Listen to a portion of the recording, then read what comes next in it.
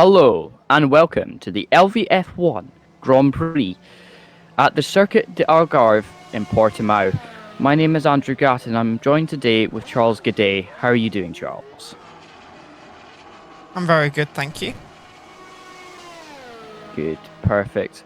This is round 12 of 17 rounds of the LVF1 circuit this year. Portimao, fantastic track. We see it in the endurance series all the time. It's usually where they do all the testing. Slightly different to where they do the testing for the Formula One in Barcelona. This track is very windy, got a lot of camber to the track, so we're going to see quite a lot of tyre wear today. It's 5.1 kilometers long, 3.199 miles approximately. We will see 30 laps in race length around this fantastic circuit. 3 sectors as usual. Sector 1, reasonably steady on the car. We're going to see quite a lot of position changing through the S's at the start. Sector 2 also got quite a wind to the track, but coming into Sector 3, we're going to see the cars speeding back up again and coming onto the final straight. The cars themselves, obviously the Formula One cars from 2020 with the liveries of the cars as well. From Mercedes down to Williams, they are exact replicas. We're also going to be able to watch the cars today in what can be considered one of the most heated battles in LVF1 history, as the drivers start handing out position to see if they can get more points in the championship table. We are going to move on to the next little bit soon, hopefully, when Charles is ready. And we'll be able to explain the track a little bit better for you.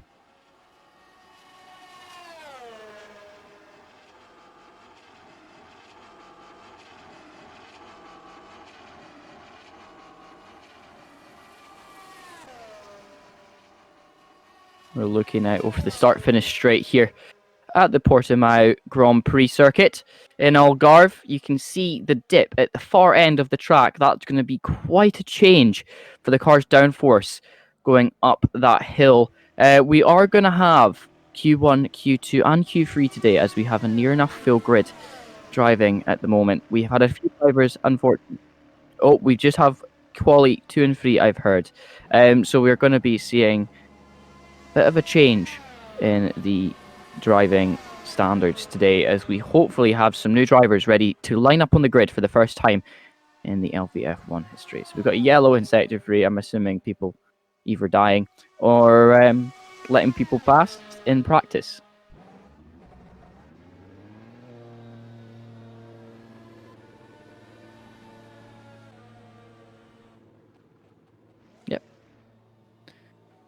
Obviously, we're just waiting for confirmation of when the drivers are ready to go into Q2 and Q3.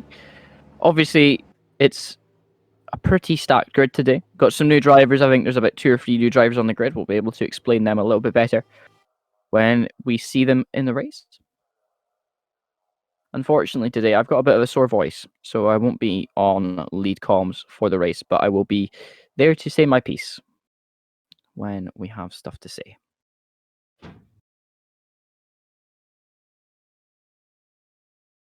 One thing I will say though, we're ready to start this fantastic day. It looks really sunny outside in Algarve today.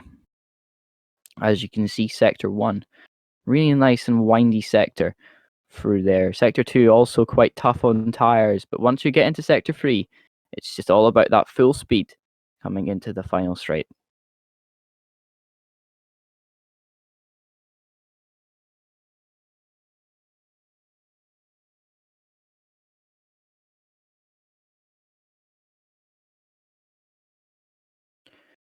We do see a lot of series run around Algarve, but this was the first time since the 1990s when we saw F1 in the older cars join in to the Algarve Motor Park circuit. But we do see the endurance cars racing around here, motorbikes as well in MotoGP, and we do see a bit of touring cars around here as well. So this track is pretty much well used in pretty much all the other circuitries in around the world. So it was good to see Formula One return here last year. And what a race that was, wasn't it, Charles? It was indeed. We are now waiting to go through. So this is quali 1. Please ignore the P at the top of the screen. But this will obviously all change when it goes. Hopefully we see the drivers go out on the track.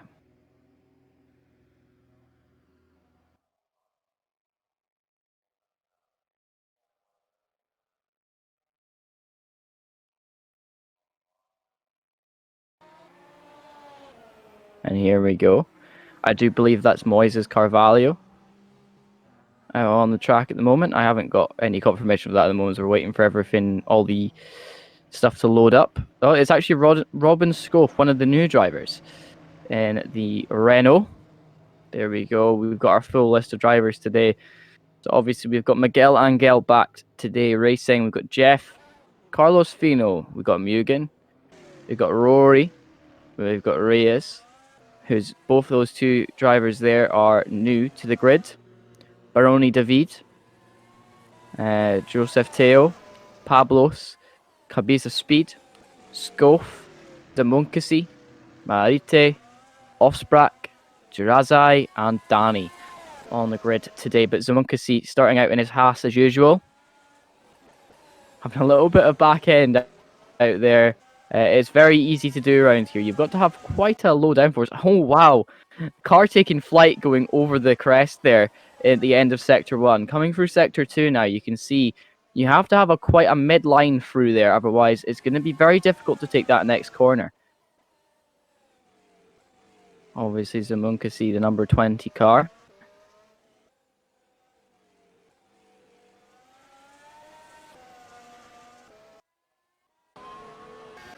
This track is so high speed. Carlos Fino getting some rear end action through there as well. It's very easy to do in these cars. You wouldn't think that with the high downforce of the F1 cars, but they do. Oh, we've got a restart of the session apparently, as we're waiting for a few drivers. Asite is in the pits at the moment.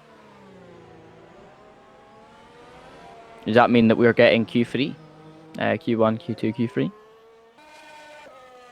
Because there's 16 drivers, so it would be safe to assume that we would actually run that today. 3 sets of qualifying. Do wish he would give us a bit more of a reason sometimes, but obviously Carlos Fino, he's going to be driving out, trying to see if he can go faster, and he's already gone a bit wide. It's a very difficult track to master, unfortunately, because of the high speed sweeping sections of the track.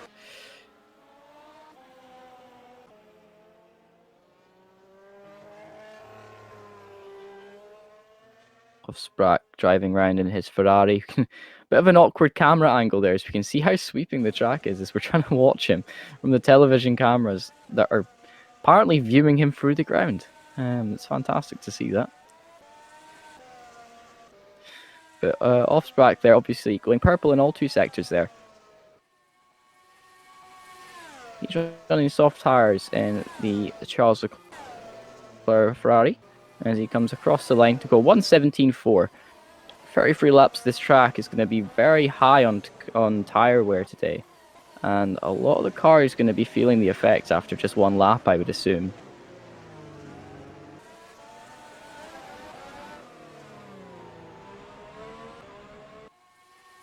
We've got Ivan in the pits as well, who's joined us today. He's put 17 cars in the grid so far. Got Rui Reyes in the number 77 Merc. One of the new guys. As far as I'm concerned, he's had no time in these cars as such until recently, so he does look quite pacey in it. I'm not going to lie. Look at that, perfect lines through there. Oh, and we've had an incident. One of the Ferraris go off. Yeah, Offsprack's just decided to take to the grass as he's crabbing along. Oh, and Miguel Angel was in the wall there as well. I think that's the end of the racing that we're going to see so far, because obviously we do have, I think that's 18 cars in the grid now at the moment. So we're, yeah, session restart as we're going to be starting off with Q1 in today's session.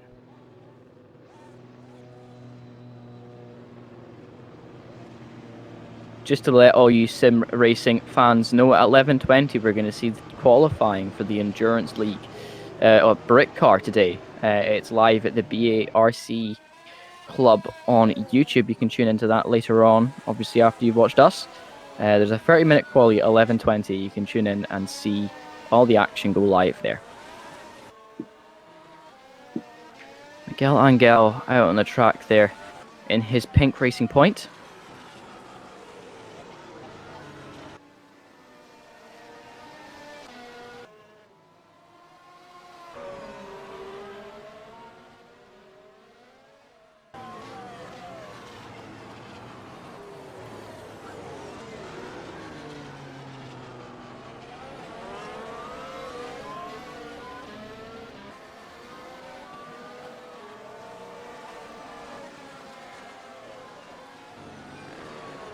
There we go. I was just viewing it. At the moment, you can see that Jimmy Broadbent and Jem Hepworth are currently running in 5th position in the Praga R1 Evo.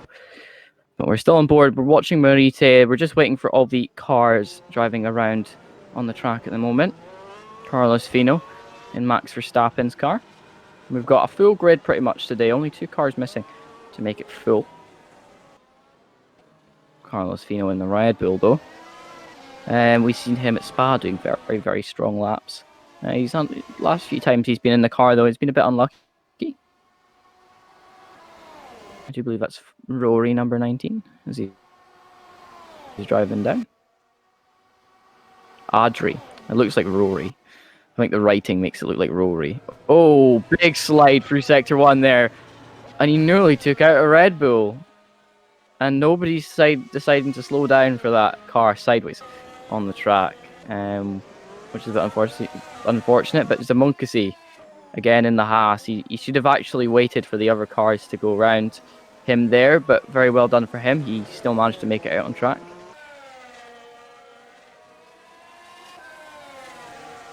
And I do believe the Alfa Romeo there of Baroni David is smoking. Mugen going fastest sector 1.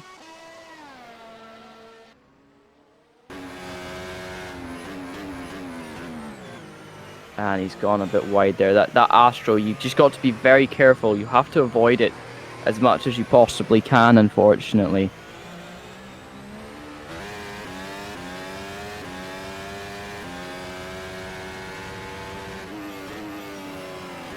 Ivan O setting fastest lap, and then Asite in a 1:16.292. Fantastic work from Asite to go up onto the top of the grid. But Carlos Fino, 1:15.4. That is setting benchmark time for everybody here.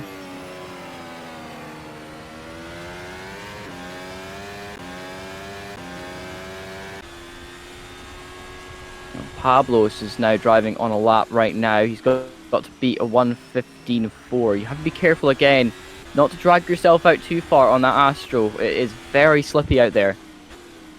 Very nicely done. He's struggling a little bit with the car coming out of sector 2 there. All the cars are homologated, so... Oh, and he's lost it, it seems. Just a little too much power on the car for Pablos there. Rui Riez now on his out lap. He's going to be coming into a hot lap now as we see him come onto the final straight. If we could stay on board with him this lap, and I'll take you a run through the track. Okay, so we're coming down into turn 1. A little bit of a wider angle in there. You can use the Astro as much as you need through there. Nice on the brakes. Easy into that corner. Come a little bit wider. Sit yourself in the middle of the track, coming through into the end of sector 1. You see where this bridge is. This is now where we go into sector 2. Have to be nice and angled coming in there. Nice cambers. You don't need to gear down as much as you may think. Coming through into the start of the middle section in sector 2. This is a really windy section of track. Again, quite cambered into the corners. You don't need to gear down as much, so you've got a lot of speed to use on the cars. As you've got the right-hander, long right-hander coming into sector 3 in this next corner. Nice power on going through into the final section of complex around the Algarve International Motor Park circuit. And here we see very nicely done from him as he takes it around the last corner. Rui Rios, he was sector 2 fastest there, and I think that is going to be a benchmark time for everybody, a 1:15.392. Very nicely done from him. He was a little bit slower through sector 1 than what Carlos Feno was, but sector 2 and sector 3 he absolutely nailed. Very well done from him.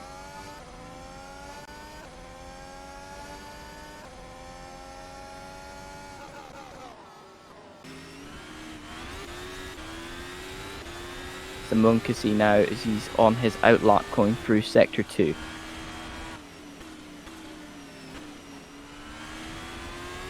A lot of these guys doing very well this week to, keep the car on the track as much as possible. It's a very hard track on the arms if they are all using wheels.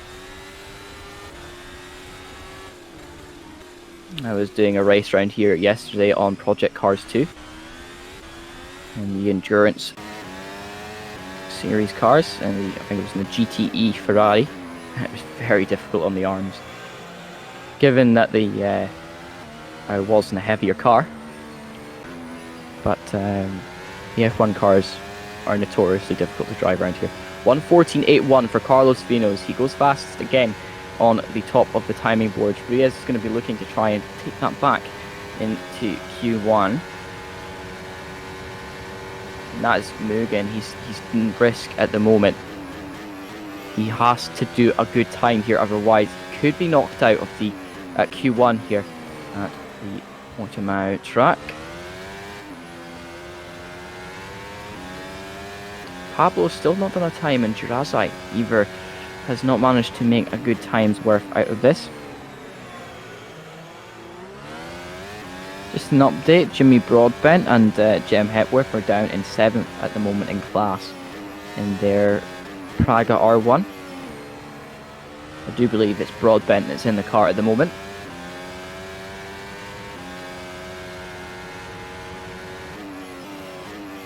We see Mugen and George Russell's Williams. Oh, very tight lock trying to go through there. There's a lot of power needed in these cars to get them around the circuit. Again, using a little bit slower through there. I think he geared down one too many. Still nicely done from him to push though. As he comes around the final corner. Is he going to get himself into safety? And he does. He puts himself up into 7th fastest. Baroni David is now in trouble.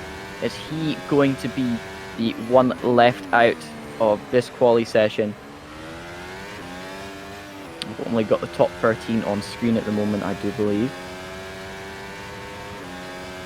Trying to see everything. It's been a bit awkward at the moment.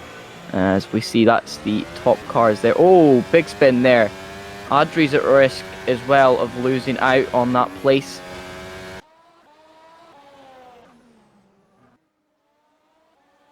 He is currently in 14th. If he goes any slower, if he manages to go faster on this outlap, in his next lap after this outlap, he could make himself a little bit more safe. Oh, he's gone wide there. He needs to fix that for his lap, otherwise that's going to be game over for him. So we can see on screen at the moment, we've got all the way down from Reyes to Jeff safe at the moment. Adri and Zamunkasi are at risk of losing time here. Zamunkasi, he's 4.5 seconds down on the fastest lap there at the moment. Baroni David in 16th. They're out at the moment. Miguel Angel and Pablo's. Pablo's still not managing to set a time.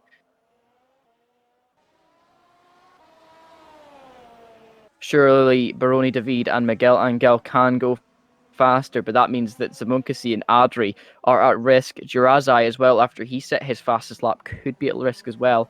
Adri's struggling a little bit. I think he's on hard tires.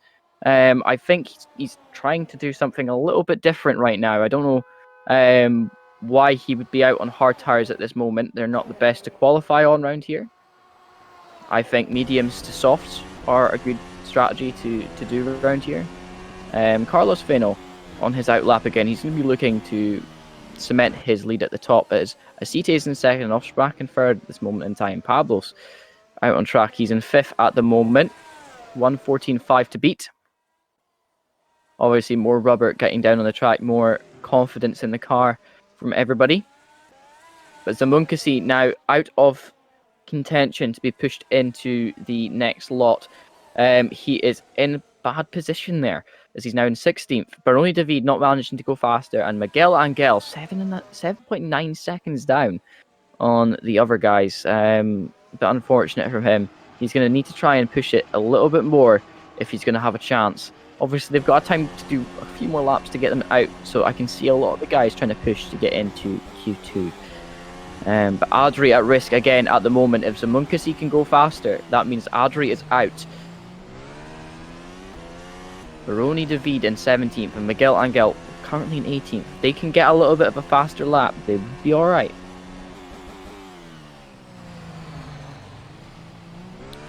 Carlos Fino going faster in Sector 1 again.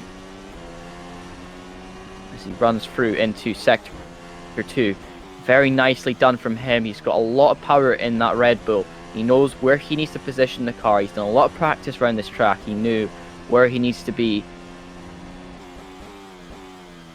As we come round into the end of Sector 2 now. This is a very fast sweeping track. I love it myself.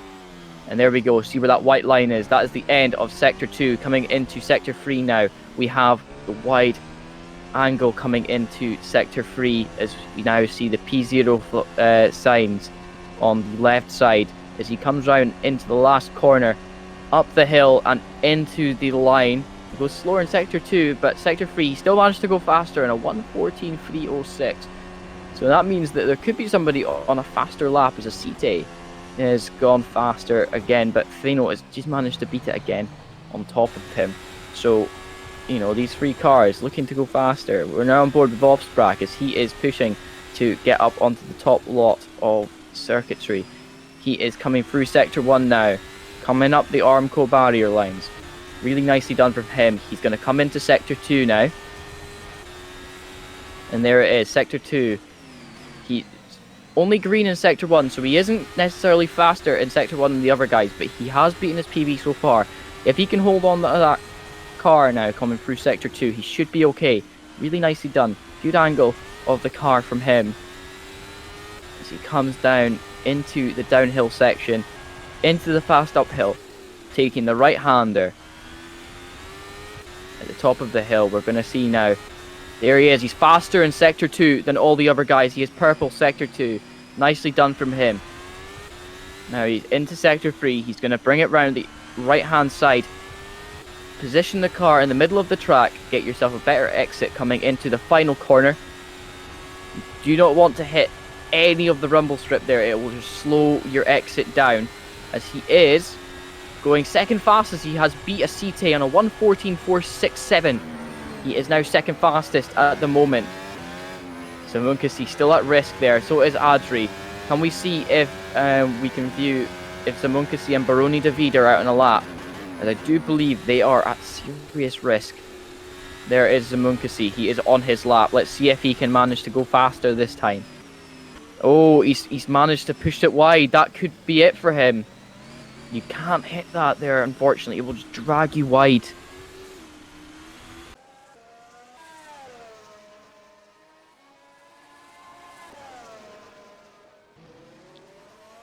Just an update, Jimmy Broadbent and Jem Hepworth in their Praga R1 are currently running in 7th at the moment in their class in the qualifying session at the Brit Car Silverstone Grand Prix.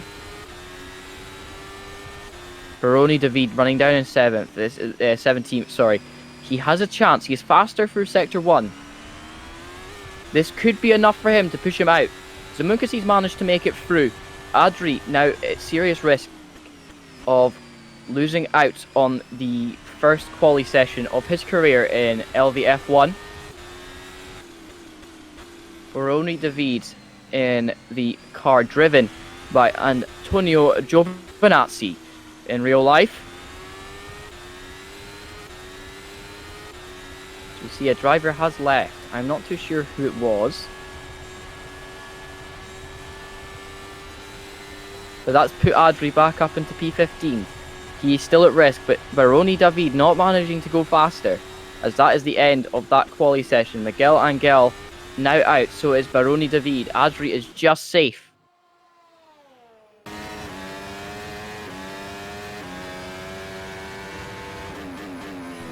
I think that was, if you can help me out on that, who was that left? Charles. I'm not sure. I'm just trying to find it. Yeah, we're trying to find out who has left the session. Because, you know, we do need to see who is leaving and who is coming in. Marete up in third position on a 1:15.0. Very nicely done from him. He has actually managed to beat Asite there to go third in the end of Q1. Jose Teo going 1:15.687. Very nicely done from him. My mouth is getting quite dry at the moment, so I'm going to try and calm down on the talking until we go into Q2. So that is Baroni David and Miguel Angel now out at Q1.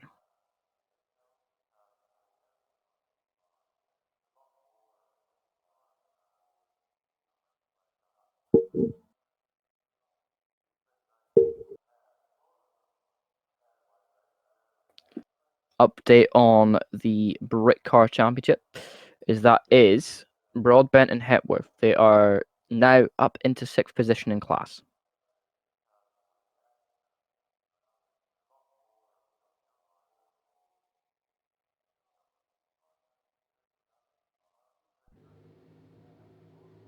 At the moment, it's Much and Abby Eaton in P1 at the moment in their class. Abby Eaton being a very, very fast driver. And here we go. We're going into Q2 now at the Algarve circuit in Portimao. Q3, we're going straight into Q3.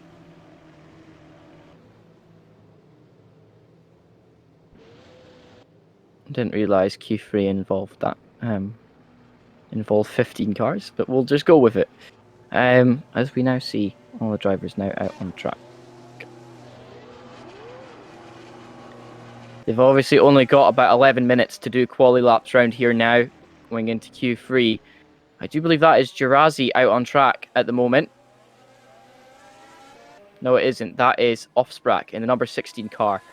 Yep, and there we go. He is out on the track first in soft tyres. The soft compound being very easy to use to qualify around here, but the smarter guys would be trying to qualify on either hards or mediums just to get themselves up there in the top 10.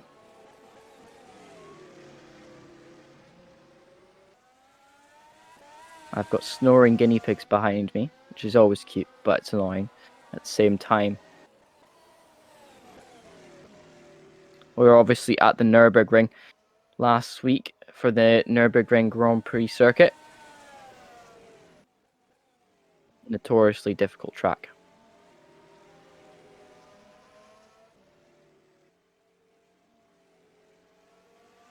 You can see Osbrack's just trying to keep his tyre life. He's not trying to push the car too much coming through that sector there.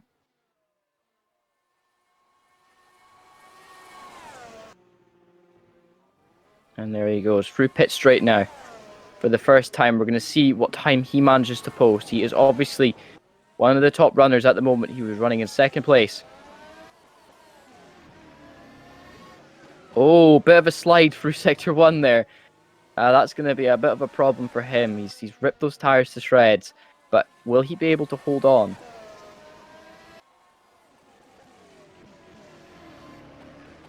Obviously, there's not enough time in this in this part of the track to make a mistake. You have to be on the ball, especially with people like Carlos Fino and Marete, who are going to be chasing him down like nothing else.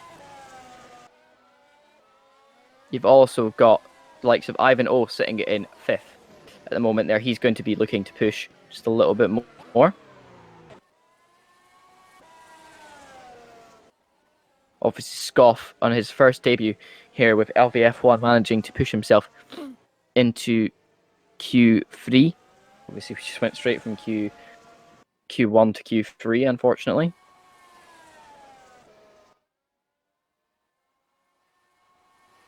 Offsprack doing really well through there. And there he goes, 1:17.4 after making a mistake in Sector 1. That's cost him a lot of time, but I think he's going to go again. I don't know if we can maybe go on board with Carlos Fino, who's probably his closest rival at the moment. Marete goes 1:16.2, and Acite goes a 1:14.5. Fantastic lap time from him as he puts himself up into P1 at the moment.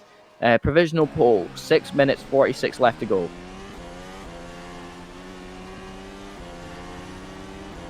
Acite, oh, and there we go, Carlos Fino, 1:13.7. We've got a bit of a smoky car up ahead, and I don't know who it is. I think it's one of the pink cars. I think it's Marite, who has got a bit of damage to his engines. He must have geared down one too many. But he's still on for a personal best time there. He goes green Sector 1, Sector 2 now.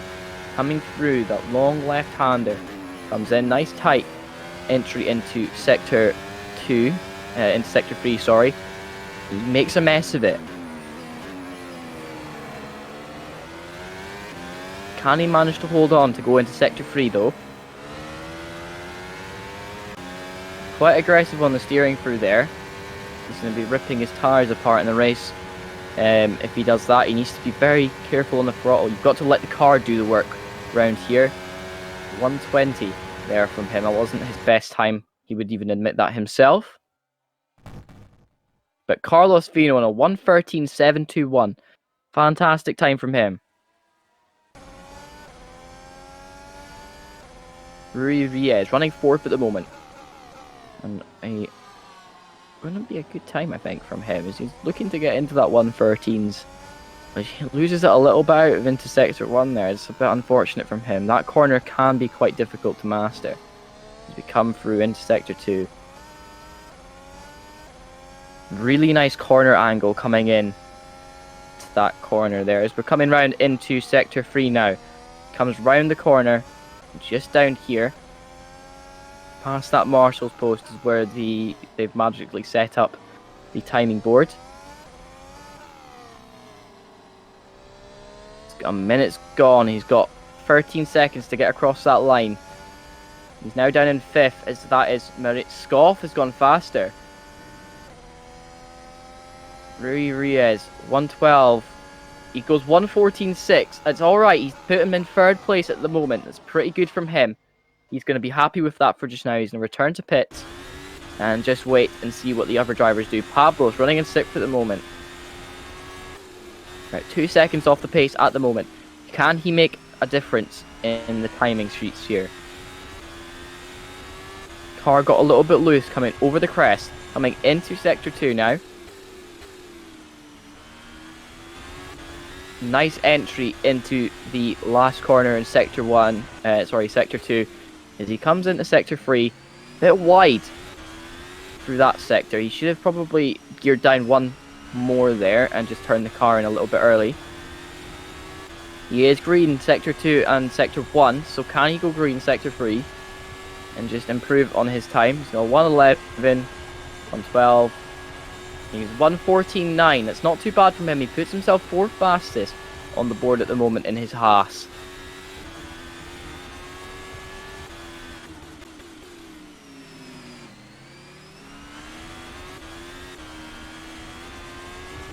Very nicely done from Pablo's. Unfortunately, he hasn't had as many races as the other guys at the moment. Kubica's speed now in the number 7 Kimi Raikkonen car. As the car gets a little bit airborne, unsettled through there. Mugen's on an actual lap at the moment. He managed just to pull himself out of the bottom after managing to get a good lap. He's a bit wide through there, but he is green Sector 1, Sector 2. Can he go green Sector 3 though? Feels himself in a 1... Is that a 1:15 or a 1:16? I think it's a 1:16.0. Still a little bit off the pace there. Let's go again. Obviously, Carlos Fino going faster again in a 1:13.4. He's just finding more pace in that car. Offsprack not managing to do too much of a dent. He was faster in Q1 than he was in Q2, it seems. Obviously, all the cars being quite close together. There's a front wing lying on the side there. So he comes through. He isn't purple in any sectors, but he is green. Could he put himself on a high position? He does. Now, 1:15.4. He puts himself in 7th at the moment. That's a bit of a difficult one for him to use.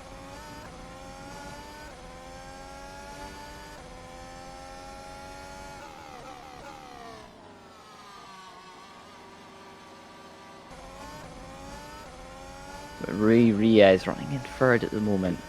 Only 1.25 off the leader.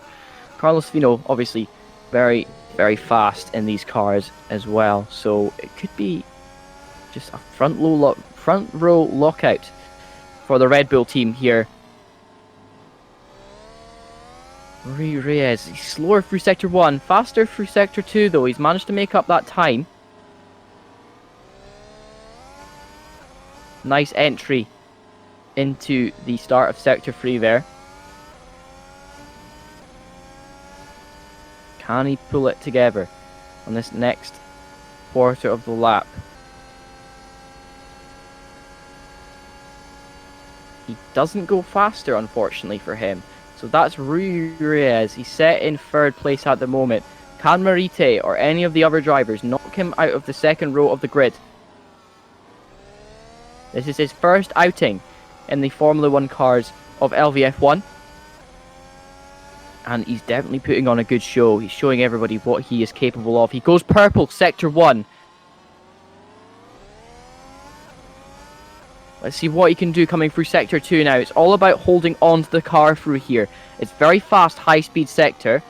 A little bit of too much curb there, but he is faster going into that corner. Let's see how well he does coming in to the long left-hander now. Comes through the right-hander. Coming into the end of Sector 2. Can he go purple? No, he's slower through there. He's just down on his PB there. That could be the end for him. Can he go faster through Sector 3? See, he was a little bit too tight coming in there. He's going to lose a lot of time. 108, 110, that's 110 now. 111, 112, 114.3. And that's all he can do. He managed to go a little bit faster, and that's cemented him up in P3 at the moment. But Pablos is out in the lap, and so is Marete. Can these two manage to knock him out of the 2nd row of the grid? Acite is not going much faster. He is only going to have to settle for a 1:14.5. He is on the front row of the grid in 2nd at this moment in time.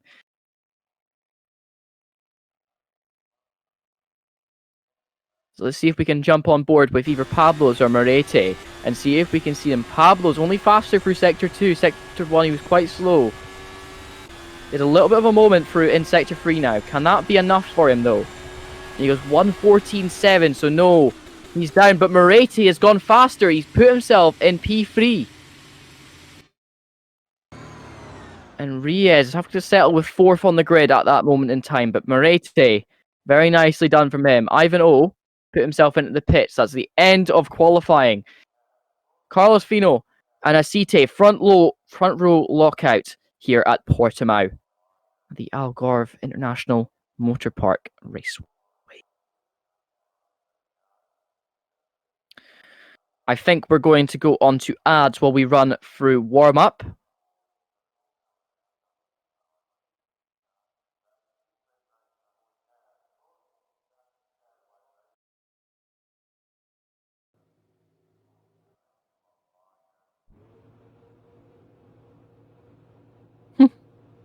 I can't see it.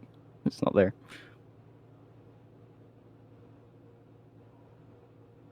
It's not there. I can't see it. Oh. Okay.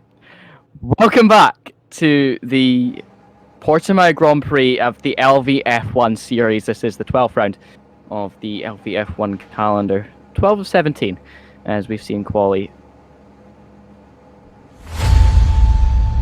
So welcome to Portimao. This is the first time in LVF1 history we are here at the Algarve Motorsport Park. It's a fantastic track, 3 sectors of just pure gold racing. We're going to see a lot of overtaking today around these bends. Some pure class racing. We can see a lot of up and downs on the track. There's about 40 meters of elevation in some places, I think, in this track. Sorry, not 40, 30 meters of elevation. We're going to see a bit of an angle on the corners here as well with camber. So you're going to see a lot of the cars taking the corners a lot faster than you usually would with a higher gear. Obviously, we're driving the 2020 F1 series cars with the same skins that they were using in the real-life Formula 1 series. So we do have the Zook breaches, which are the top-hand corners that go really wide, and you have to take them in the angle. 1996 was the last time Formula 1 raced in Portugal, which saw some fantastic racing once again.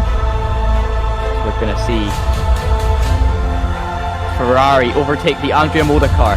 If you know how cursed that car was, then you should probably search up Josh Revel on YouTube to see a little bit more about that. But there we go, Ferrari overtaking the Andrea Moda, probably for the 20th time that race. Welcome to the LVF1 Portuguese Grand Prix with myself, Andrew Gatton, and Charles Gidday.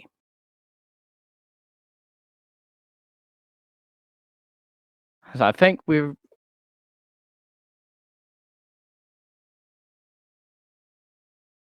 just waiting for the cars to line up on the grid. Carlos Fino starting in first place with his teammate Acite as a full Red Bull lockout on the front.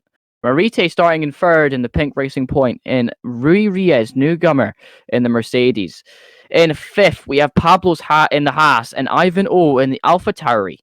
In seventh, we have Osbrak in the Ferrari and Robin Schubert in the Renault. Ninth is Cabiza Speed, and 10th we've got Mugen in the Williams. And 11th we've got Jose Teo in the AlphaTauri and Danny in the McLaren. 13th we have Girazzi in the Ferrari, and 14th we have Jeff in the Williams. In 15th we have Zamunkasi in the Haas, and in 16th we have Adri in the other McLaren.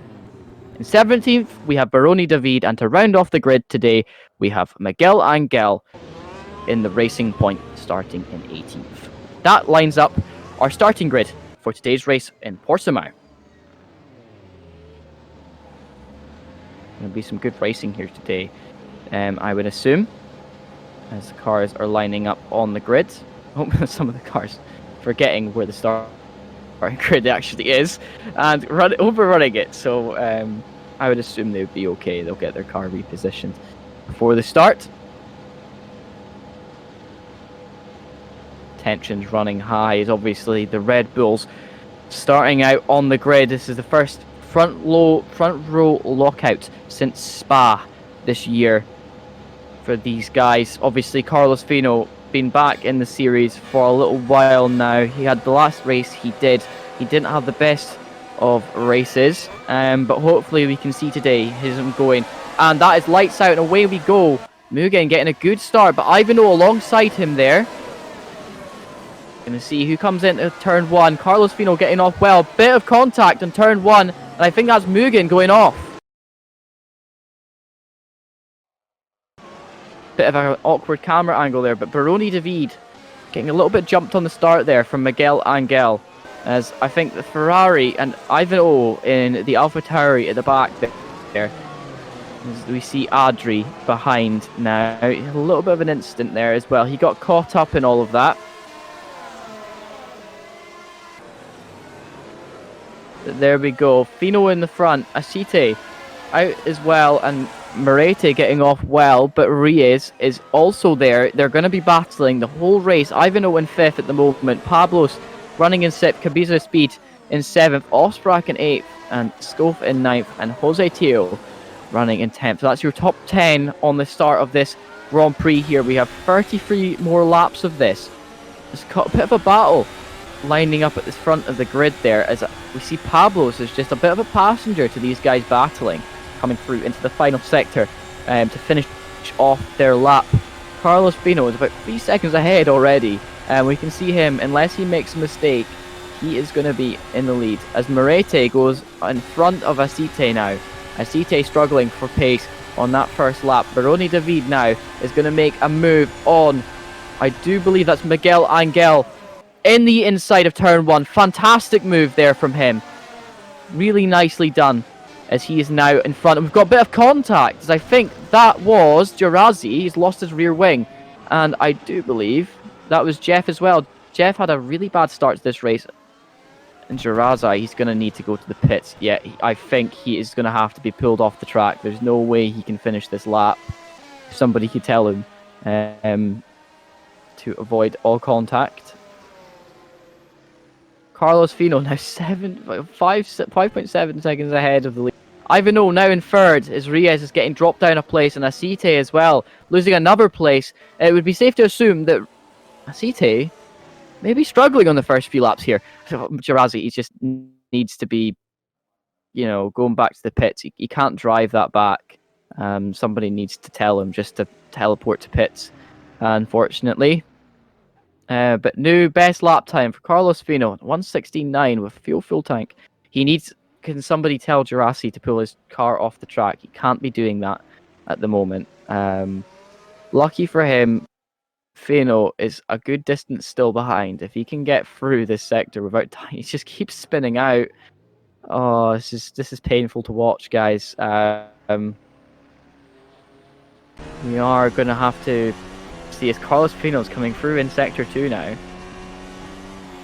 Are we going to see a bit of contact as Jirazi is going to have to go into the pits? I think if he can't repair his car, he is going to have to retire. As that's a lot of damage to his car. But Jose Teo's in the pits now for a repair. After all of that, he is going to be ready to go. But Carlos Fino, on the medium tyres, he's going to be starting this race with a good chance of going to the end on another set of potentially either hards or softs around here. It probably would be hards just because of the tyre wear. But I think Jirazi has managed to get into the pits there. Offsprack running in 10th at the moment. He's lost a few places. Danny is battling on the inside. Offsprack coming round. Going to take the move on the outside. Very nicely done from him.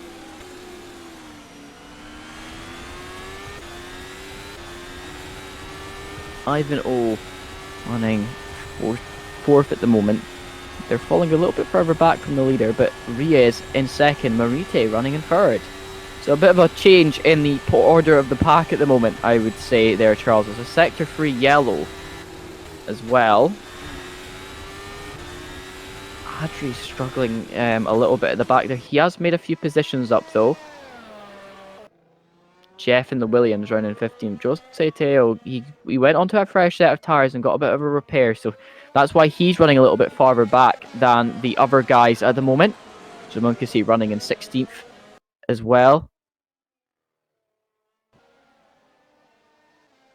There he is. Jirazi's just finally made it into the pits. Somebody is going to need to, I'm not sure how the stewards are going to view that at the end of the race.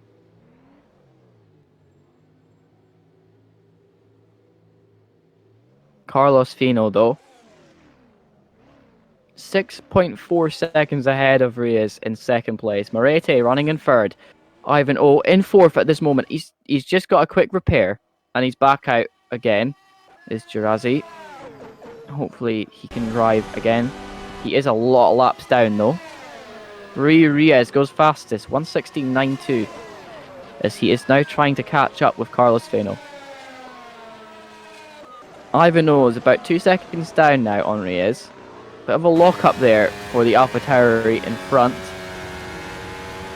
But Miguel Angel now up in 13th position. He's had a reasonably strong start.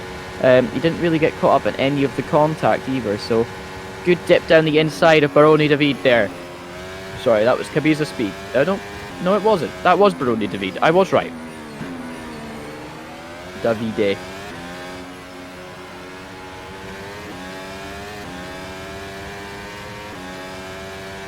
Miguel Angel running in 12th position now. He started on the hard tyres, so he is going to be looking for the undercut on the medium tyre runners.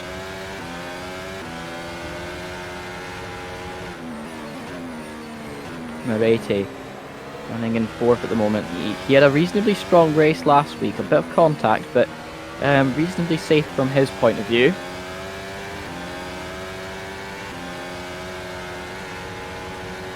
I would just like to point out to any of the guys that got offended by any of the comments we made last week, we are only volunteers and we're commentators, so we only say what we see, and then unfortunately last race had quite a lot of contact in it, but this race is looking really good so far. Only a little bit of contact in lap 1 so far as we're going into the 6th lap of the race. Acite running in 5th, he's starting to catch up again, so it could be safe to assume that he just had a little bit of problems with his tyres on that first few laps. He is about 0.3 down on Ivan, so if he can hold on, he might be able to take Ivan coming into the final straight, which is one of the only DRS zones on the track. I do believe it's the only DRS zone on this track. If Charles can be correct me on that. I'm only used to push to pass in the endurance series around Portimao, 4 hours of Portimao. It is indeed the only DRS zone on this track, because the rest of the track is too curved or uphill or downhill to actually fit in a decent straight where it would be safe to use DRS. Yes, I would have assumed that as well, Charles. I think the track as well is just very fast flowing. It's so fun to drive, don't you think? Yeah, I agree. It's not my favourite track, though. It's just so difficult to to drive and B to overtake on cleanly, because here this turn 1 is really the only place where you can make a safe and sensible move without sticking up the inside here, for example. Or you just have to the be rest quite of the careful. corners are quite high speed, fast, flowing left-handers or right-handers. Yeah, There's not I really think many that's safe to big say. braking zones. That is quite true, and I think this was the other area, this straight that we were watching now with Acite on, was the only other straight that was suitable enough for a DRS zone, but it was just too short. So they actually cut it out of the race day and said that it was too unsafe to even think about. Oh, Moretti running really wide coming into that corner. He's gone off. He's managed to keep the car safe there, but he's, making mistake after mistake. Acite is going to be chasing him down. I think that actually puts Moretti at risk. He's 1.3 seconds down, so he isn't going to get DRS on this straight. So Acite is going to have a run on him here. Put it on to Rich Mix, ERS Max, and we're going to see how he manages to take it perfectly. He's going to dive down the inside. Moretti knows that he's got nothing he can do to defend there. Really nicely done from Acite. Very safe as well. And actually looking at that now, Acite has a run on Ivan as well. If he manages to stay within that second margin, he could get Ivan as well on the next straight. On the next DRS straight, which is at the end of this lap. But Carlos Fino, he's 6.6 seconds ahead of Reyes. Reyes is trying to catch up. It's a bit difficult for him, but he is making it work.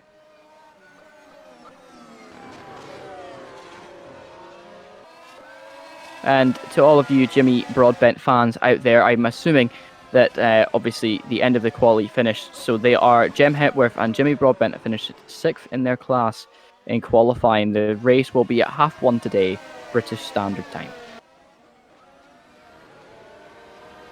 For the first one anyway. And I think it's 4 o'clock, just after 4 o'clock, the second race.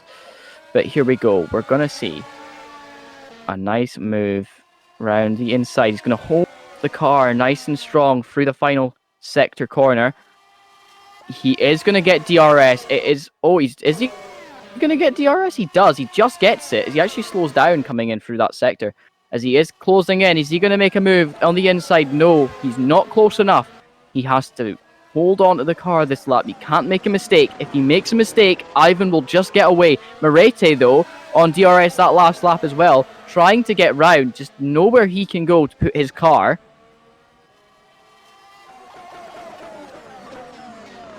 Nicely done again. Moretti just a little bit quicker through there. It might just be, again, following in the car's wake of Acite.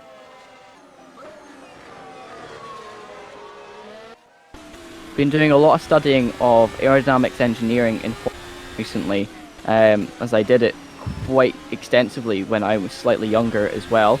Veroni David had a little bit of an issue there, but Kabiza Speed, and has gone past Kabiza Speed now, Zamunkasi has. So he's coming down into the end of Sector 2. Sector 1. Really nicely done from him to get past safely there. And the one thing I have noticed with these F1 cars is the only cars that are really designed for passing. Oh, so Munkasi makes a mistake. He's gone off. Again, he made that mistake earlier in practice and quali. Very difficult to do, and he's really lost a chunk of time there. But yes, going back to my point, the cars are obviously notoriously good at speed and holding on downforce. But as soon as you get a little bit of dirty air, like what these cars do have, on the rear end of the car, obviously all of the aerodynamic braking on the car changes it. So the only car that seems to struggle with following is the two Mercedes cars, the W10 and W11. Obviously, the W10 being pretty much the racing point, the RPO1. But you know, we look past that for this year.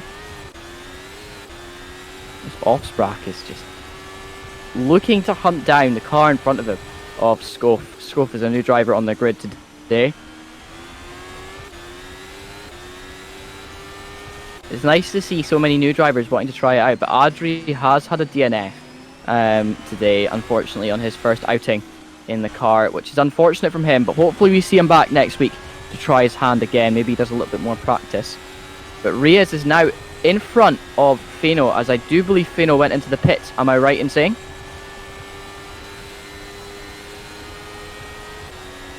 I think that might be correct, yes, as Offsprack goes for a move on Schuf and actually gets passed into turn 1. Very clean and safe move there, coming onto the inside line. I think, again, Schuf couldn't do anything about that coming through there into the end of the first straight. Ivan Odo, he has been overtaken by Asite. Asite is hunting down to try and catch up with Fino.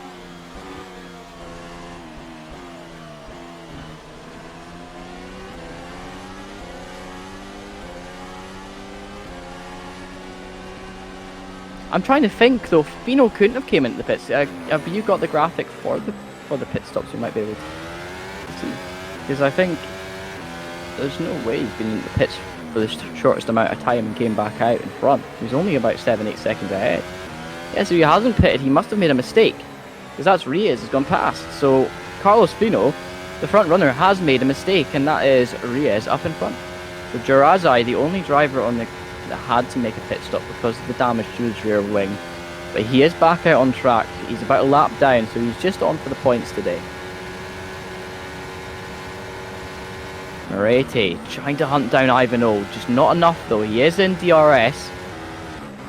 We know Ivanhoe is a very meticulous driver. He doesn't make many mistakes, and when he does, it normally is a big one.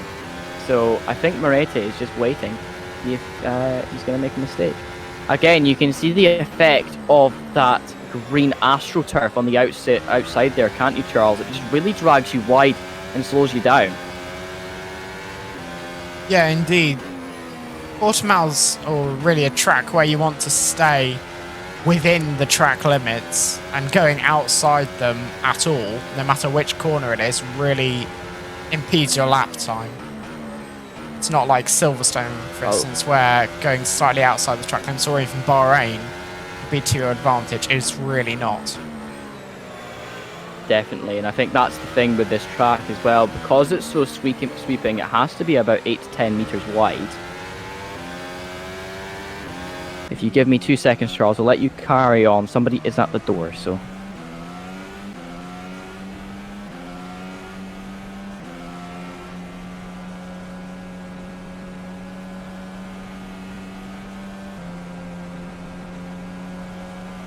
Here's Robin Schuf closing up on Pablos into turn 1. Is he close enough? No, not quite close enough.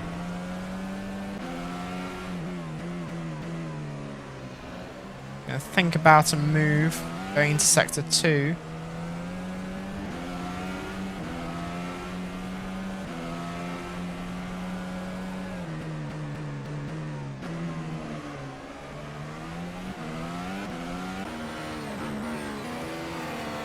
Battle for third has been going on 13 laps the entirety of the race so far.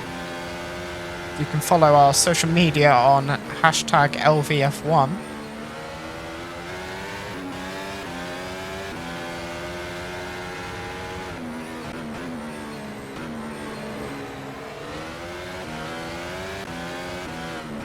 We have 20 laps remaining.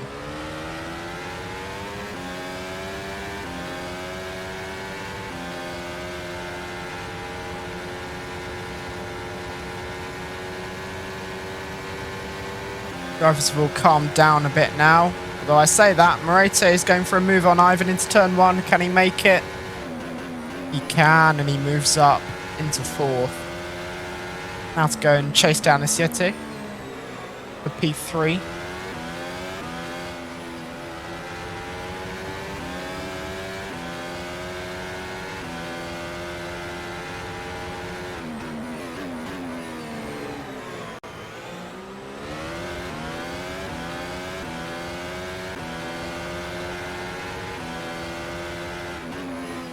Do apologise about that, guys. I had to do real life stuff for a second there, but that is Reyes coming through. Carlos Fino struggling to actually catch up, isn't he, Charles? Yeah, I was just saying he just is falling away. As Reese is just pulling out a huge gap between him and Carlos Feno in only a couple of laps of leading the race after Carlos Feno had, we assume, a mistake or an issue. Definitely, and I think Jeff running down in 13th, he had a little bit of contact today. He had contact twice from what I've seen. So I can see some tickets coming in for that. But obviously, looking at the amount of damage to his car, there isn't any. So he has got off scot-free. It's Jeff running down in 12th still. I mean, Mugen's just gone up into 8th as Scoff has gone into the pits.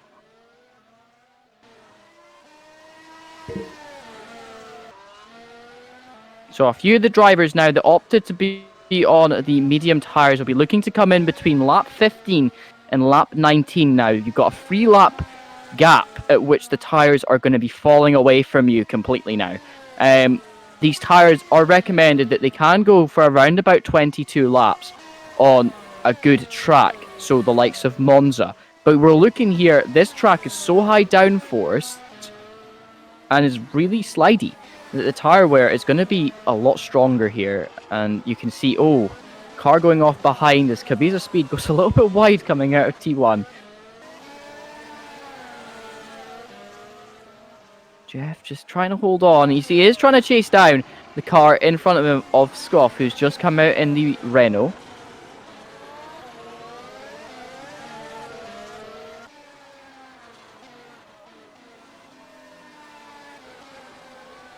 As Reyes has gone into the pits, he has triggered the top end of the field to go into the pits. Fino is now up in front. Asite 17 seconds behind at this point, so Asite has to make a move at some point if he is going to find the time in the tyres he has.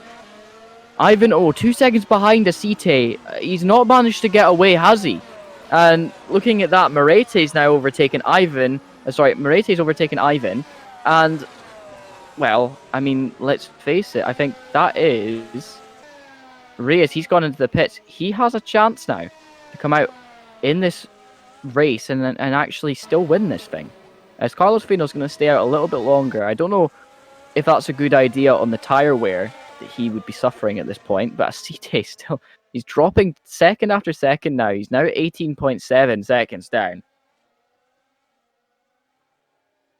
As we see, as Jeff is driving through the ground in this game. Fantastic.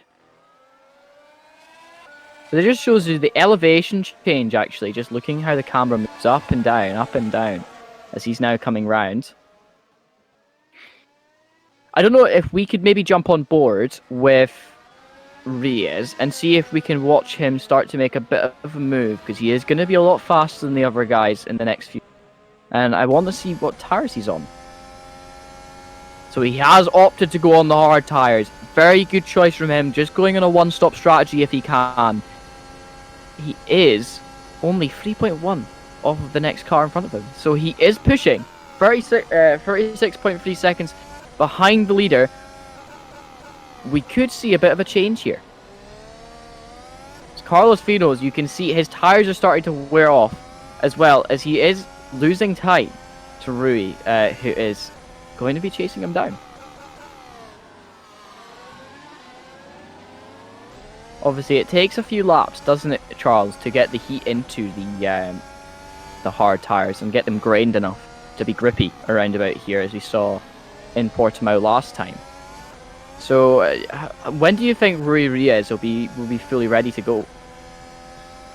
Well, if he's pitted in the last 2 or 3 laps, I would expect the hard tyres to start to perform better than the degrading medium and soft tyres even, around lap 21 or 22. I would assume that to be the true point there, because I think when you see the people that start on the hard tyres, I think this is a good analogy that we can say. If you start on hard tyres and the guy next to you is starting on medium, we're gonna, soft tyres. By the time that the soft tyres have died, the medium tyres have the hard tyres, have just switched on, which is a good thing for guys that are wanting to go for the long haul idea here. Rui Riez having a little bit of a slide out of that corner. Is again, that first sector is very difficult to handle the car around on, and you see he is only 35 seconds down now. He has made a whole second up in that last lap, so Carlos Fino has to make the executive decision that when he comes in, as we said, between lap 15 to 19 is going to be the main time that we're going to see a lot of the drivers come in. If he is going to stay out longer, he is going to be struggling on tyres now, and could potentially lose a lot of time to Rui Riez, down in 6th place at the moment. Penalty for Mugen. I'm not sure what the time penalty would be though. Mugen has been pushing this whole race. He's down in 9th place at the moment. I don't know if you could give me more information on that.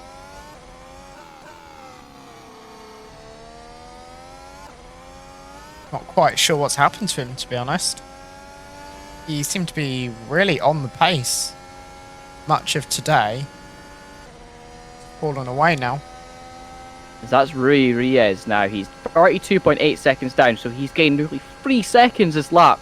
So you can see the deg of Carlos Fino and Aceite's tyres now are going to be really high. They're going to be looking to pit now.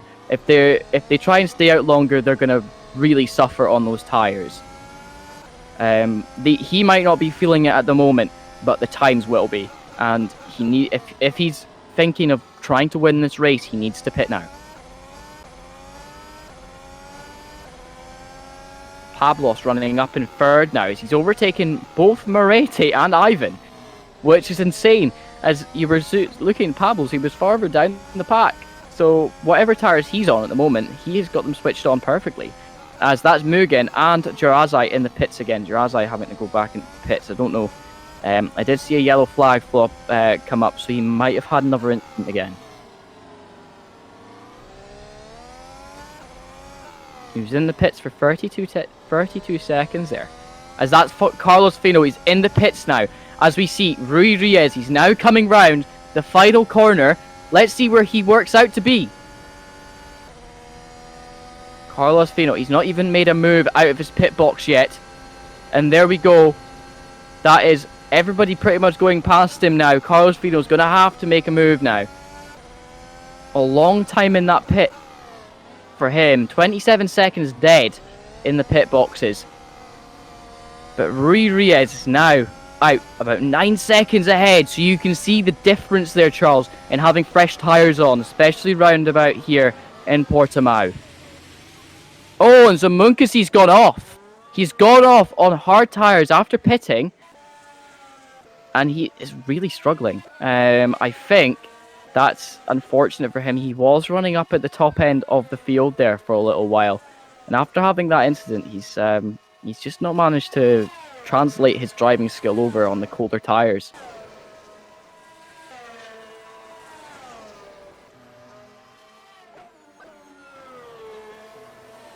There we go. Zamunkasi, unfortunately, about a lap down now. 9.6 seconds ahead, behind the car in front of him. I do believe that's Baroni David, but I can't make out the car in front of him. As Jarazai is just behind as well.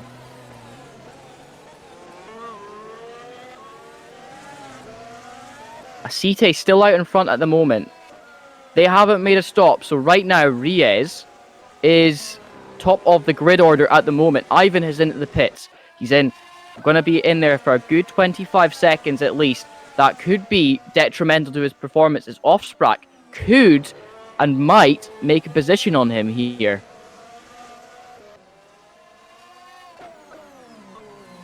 As Danny's gone into the pits as well.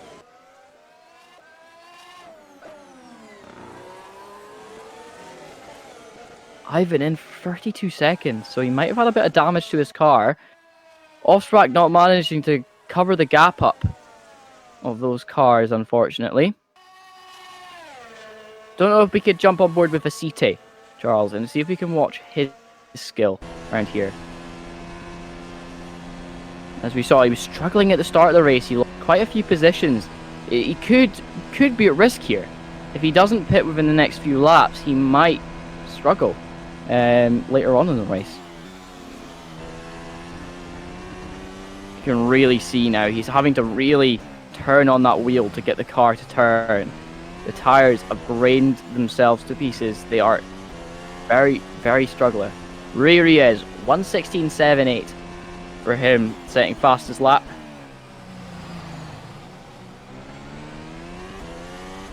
He's having to really take that corner quite slow, isn't he, Charles?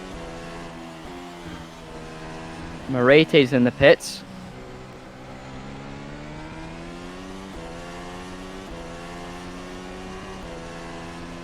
It's gonna be a strange one to see for everyone. You can actually see it on the telemetry at the bottom there. He's struggling with the car. He's having to really favor the throttle to get around. You see the tire sliding there, coming in to that sector. Pablo still hasn't pitted, and neither has Aceite. So those both cars are going to struggle. Could we get the relative times back up again, Charles? And we'll watch the battle envelop up in the front of the field. Yes, there we go. Reyes is only 7.6 seconds down on Pablo's, who has decided to go into the pits now. But Aceite still in front, so we'll see the gap now. 11.5 seconds to Aceite, so he has got that gap down now in that past few laps. As Pablo's actually overshoots his pit box, is he still going to be able to pit though? Arete running in 6th at the moment. He has lost position to Ivan in that last lap. Oh, big lock-up from Ivan coming in there. He's managed to hold the car. Arete running soft tyres. What's going on? I think he's going to be really struggling towards the end of the race, so I don't know how I'm going to feel about it. Both those drivers jumping onto soft tyres. I'm not sure what these guys were thinking.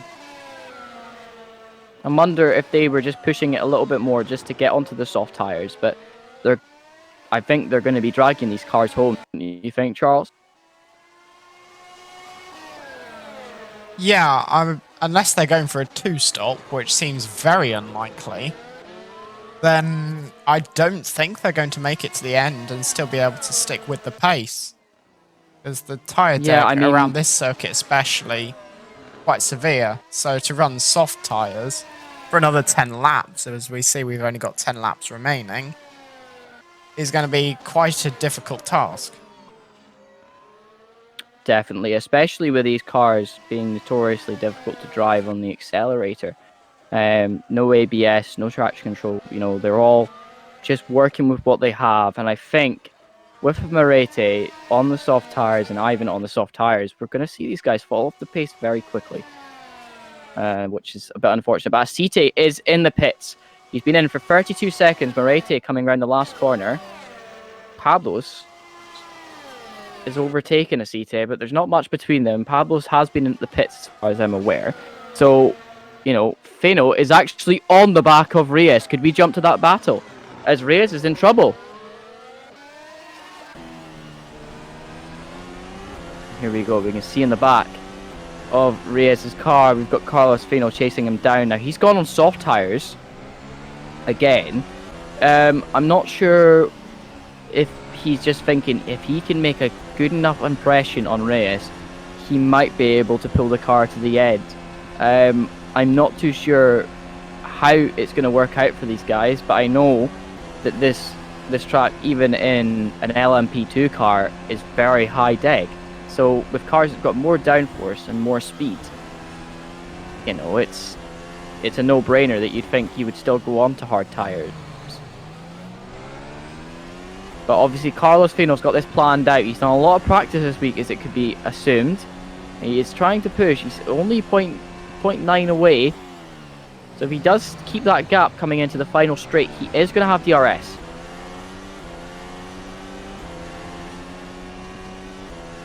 He's really struggling to get onto the back of Reyes though. So even if he does get DRS, he might not be able to make the pass, don't you think, Charles? Yeah, this circuit is notoriously difficult to overtake at, especially with soft tyres, which have been on, I'm assuming, for quite a while now. It's going to be quite difficult Carlos to get Fino, past. yeah, he went in. As the Mercedes makes a mistake, it's going to be squeezed to the apex. This might be a move down into turn 1 here. We are going to see a move. It is going to be very much set as the DRS opens on the back of Carlos Fino's car. He is going to push to the outside. Reyes, he knows he can't defend that. There is nothing he can do. All he can do is now follow and just make sure that when Carlos makes a mistake and when his tires start to die off, he's there with his ready to go medium, hard tires, ready to take it on.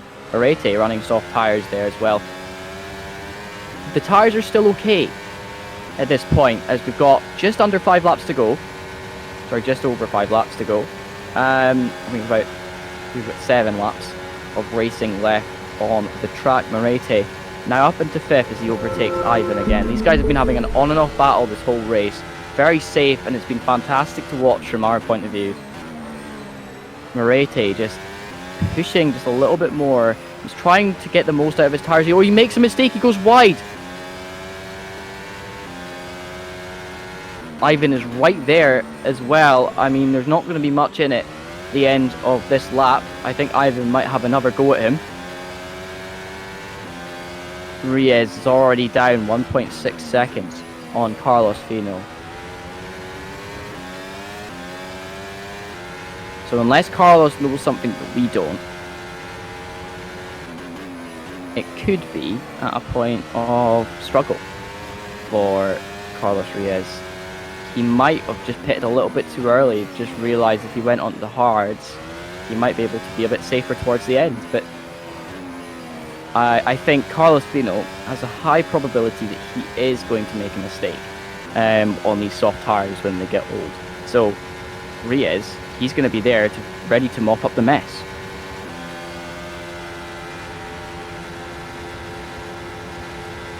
If he can keep it within this 2-second gap for the next few laps, he is going to have a chance, I think, towards the end of the race.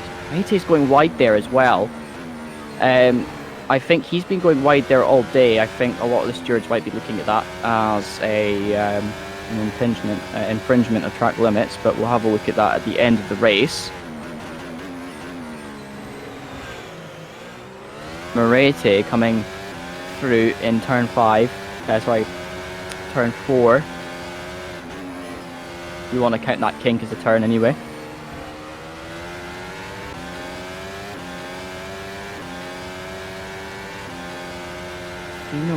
He's actually made a mistake already. Reyes is already 1.2 seconds up, 1.1. I think that's, yeah, like, I think Carlos Fino, as much as we want to say that he's going to be safe, Rui is going to be all over the back of him.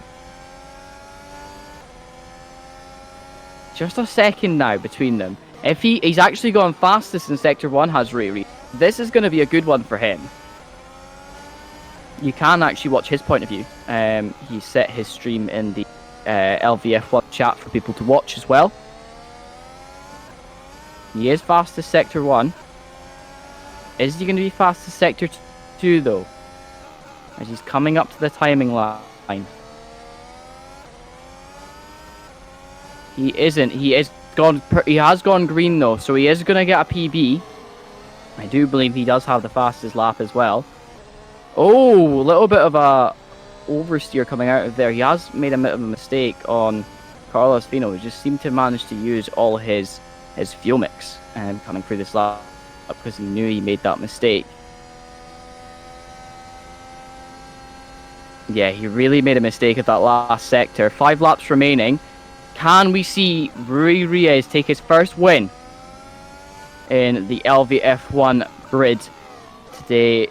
It's going to be a close one as we're now going through back markers. Can he hold himself a little bit more accountable for any mistakes he makes in these last 5 laps?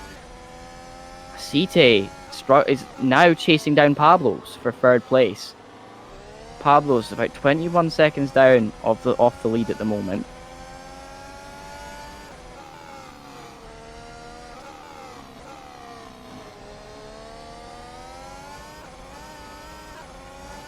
Ivan's made a move on Moretti. Moretti's down in 6th at the moment.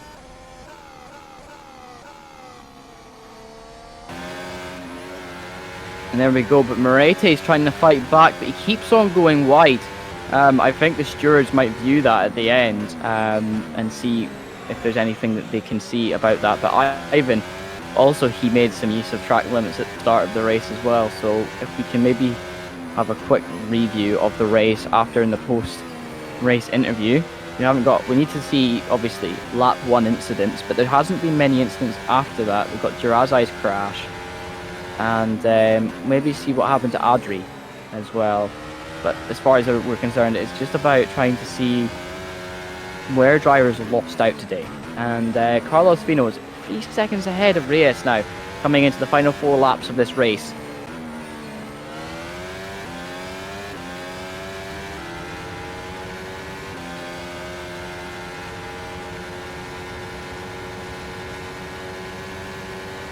And you can see instantly Ivan on the defensive. He knew that Moretti has DRS. He's not going to have enough though. Is he going to try and make a pass around the outside? He hasn't got enough speed, but he is right there on Ivan's rear wing. Again, on the inside. I don't know if that was just trying to anticipate the worst there, but Moretti is going to have another run on him this lap unless he makes a mistake.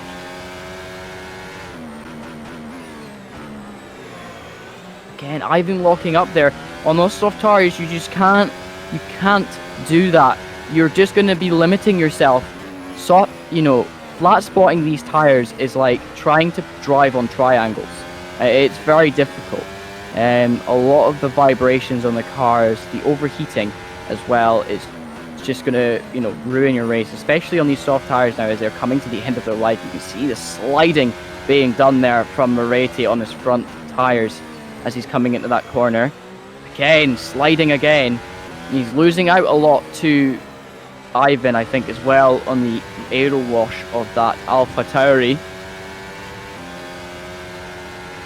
Carlos Fino now 4.9 seconds ahead of Reyes. So Reyes definitely missing out a little bit on the soft tyre meta. But there we go, Moretti making a move down the inside, nice and cleanly from him. Ivan goes wide out of turn 1 and lost time straight off the bat. He's really struggling. He's on the back foot already. Those tires definitely dying out now at the end of the race. And I think Reyes hasn't been able to capitalize on the fact that Fino is on now what's considered old soft tires.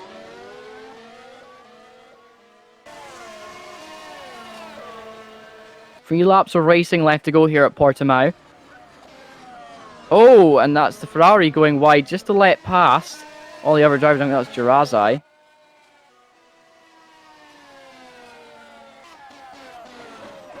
Just a reminder to all drivers, if you would like an interview at the end of the race, feel free to jump into the waiting room once you are finished, and we will we'll chat to you in the post-race interviews.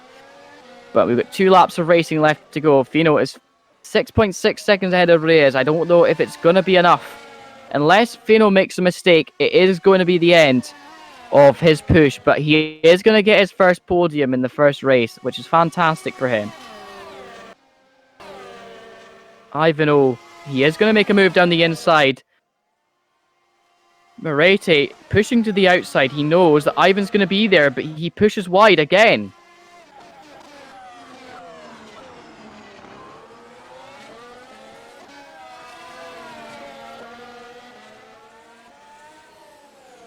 Ivan still all over the back there. I think Moretti is trying to defend to the inside. Is Ivan going to try and take him on the outside? No, not enough speed through there. Ivan actually makes a little bit of a mistake. They're wheel to wheel coming down the back straight here. Really nicely done from Moretti to cover him off into the next corner. That set of complexes is through Sector 2 is very difficult to overtake on, as we were saying earlier. And it's also very difficult to follow cars on, because you're going to have a lot of changing winds off of the aerodynamics of the cars in front. But these two cars literally in clear air, just these two battling. Can Ivan stay within that second gap? He might be able to get through on this last lap of the race. Oh, he's got a little bit of engine damage, it seems. He must have geared down one too many. Is he going to stay within that second gap, though?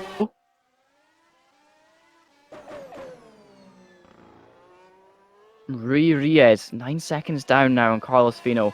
Carlos just managing to drag those soft tires to the end and about 10 lap over. He's sliding a bit, but I think it's not enough.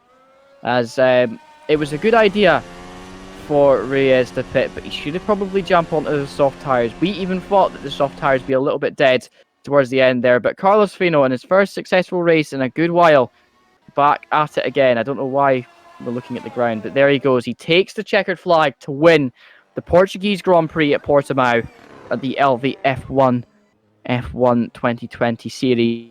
Fantastic work from him. Reyes is going to come across the line just now. Just a little bit unfortunate for him, don't you think, Charles, to miss out on the soft tyres there? Yeah, indeed. I think it would have been better strategy for him to go onto maybe the mediums rather than going for the hards for a stint which arguably the mediums could easily have done. It was maybe a little too late for him, though. And when we look at it, he couldn't have changed to the medium tyres just because of regulations, unfortunately. Allows you have to use two different sets of tyres in a race. You can't change to medium or soft to soft. You have to change up your tyre strategy. So, yeah, I think he just thought hards would be a little bit better for tyre wear. And he just missed out on the fact that the soft tyres in this game seem to be OP and can go until the end of the race anyway. So, yeah, Carlos Fino just managing to snag the win off of Reyes. But I think he'll be very happy with P2 there. Acite finishing the race in third, Pablos in fourth, and Moretti in fifth. Ivano going to finish this race in sixth. Offsprack in seventh. Scoff in eighth. And ninth, we've got Danny. In 10th, we have Mugen. 11th, we have Jeff. In 12th, we have Jose Teo. In 13th, we have Cabeza Speed. In 14th, we have Miguel Angel. In 15th, we have Zamonkasi. In 16th, we have Baroni Davide, sorry. In 17th, we have Girasai, who's going to just cross the line just now. And Adri, unfortunately, not managing to finish the race.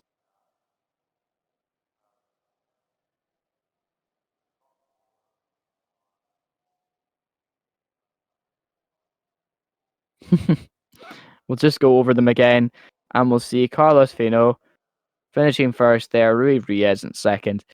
Acite just not managing to capitalize on his tires this race. He had a few silly mistakes at the start that lost him a lot of time. He finished in third, Pablos in fourth.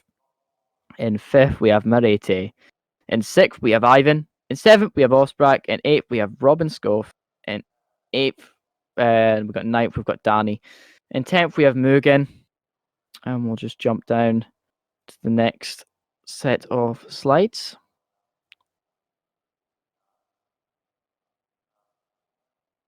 We've got Jeff finishing in 11th there. Jose Teo in the Alpha Tauri finishing in 12th. He had a little bit of contact at the start of the race. In 13th, we have Cabeza Speed. In 14th, we have Miguel Angel. In 15th, we have Zamonkasi. In 16th, we have Baroni Davide. And in 17th, we have Girasai. And unfortunately, not finishing was Adri, number 19 in the McLaren. Very unfortunate for him. Hopefully, we see him back next week.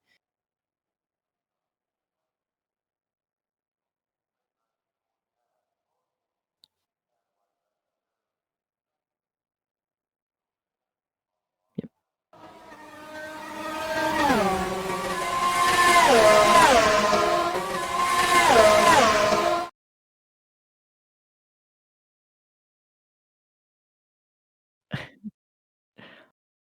Hello and welcome to the post-race show with myself, Andrew Gatton, and Charles Gaudet.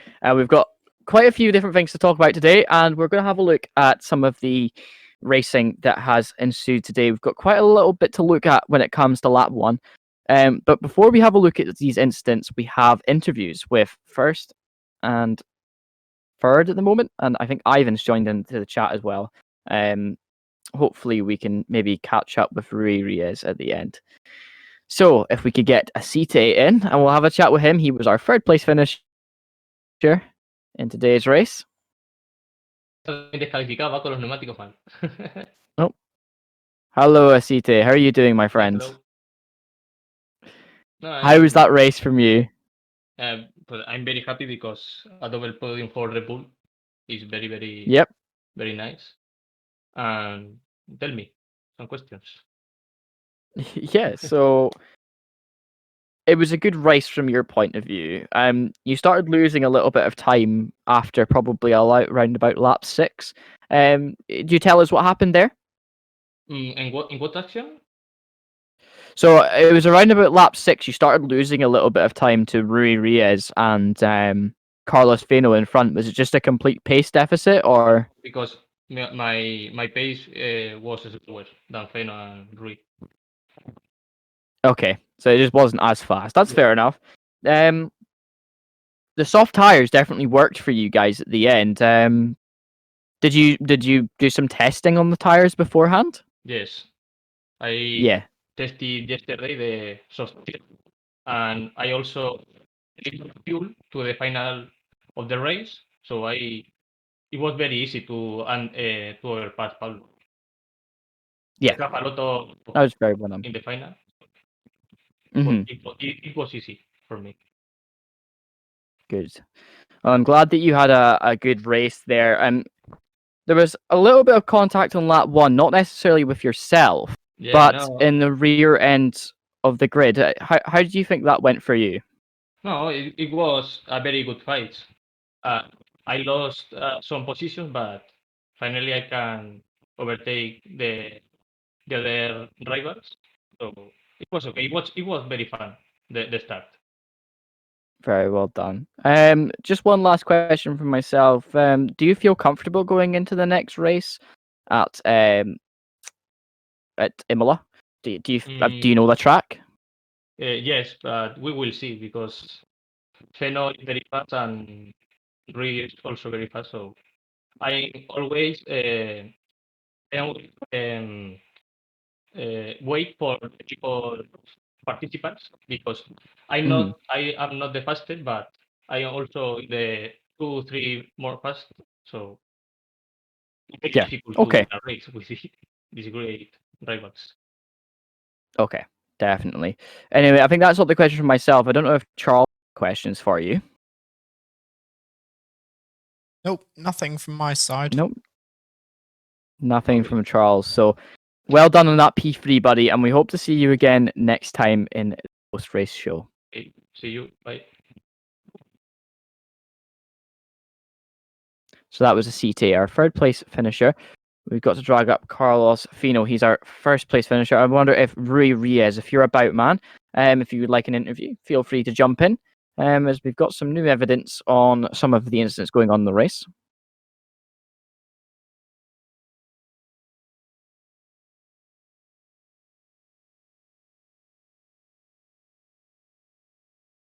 So I'm just having a quick read of everything that was getting done, and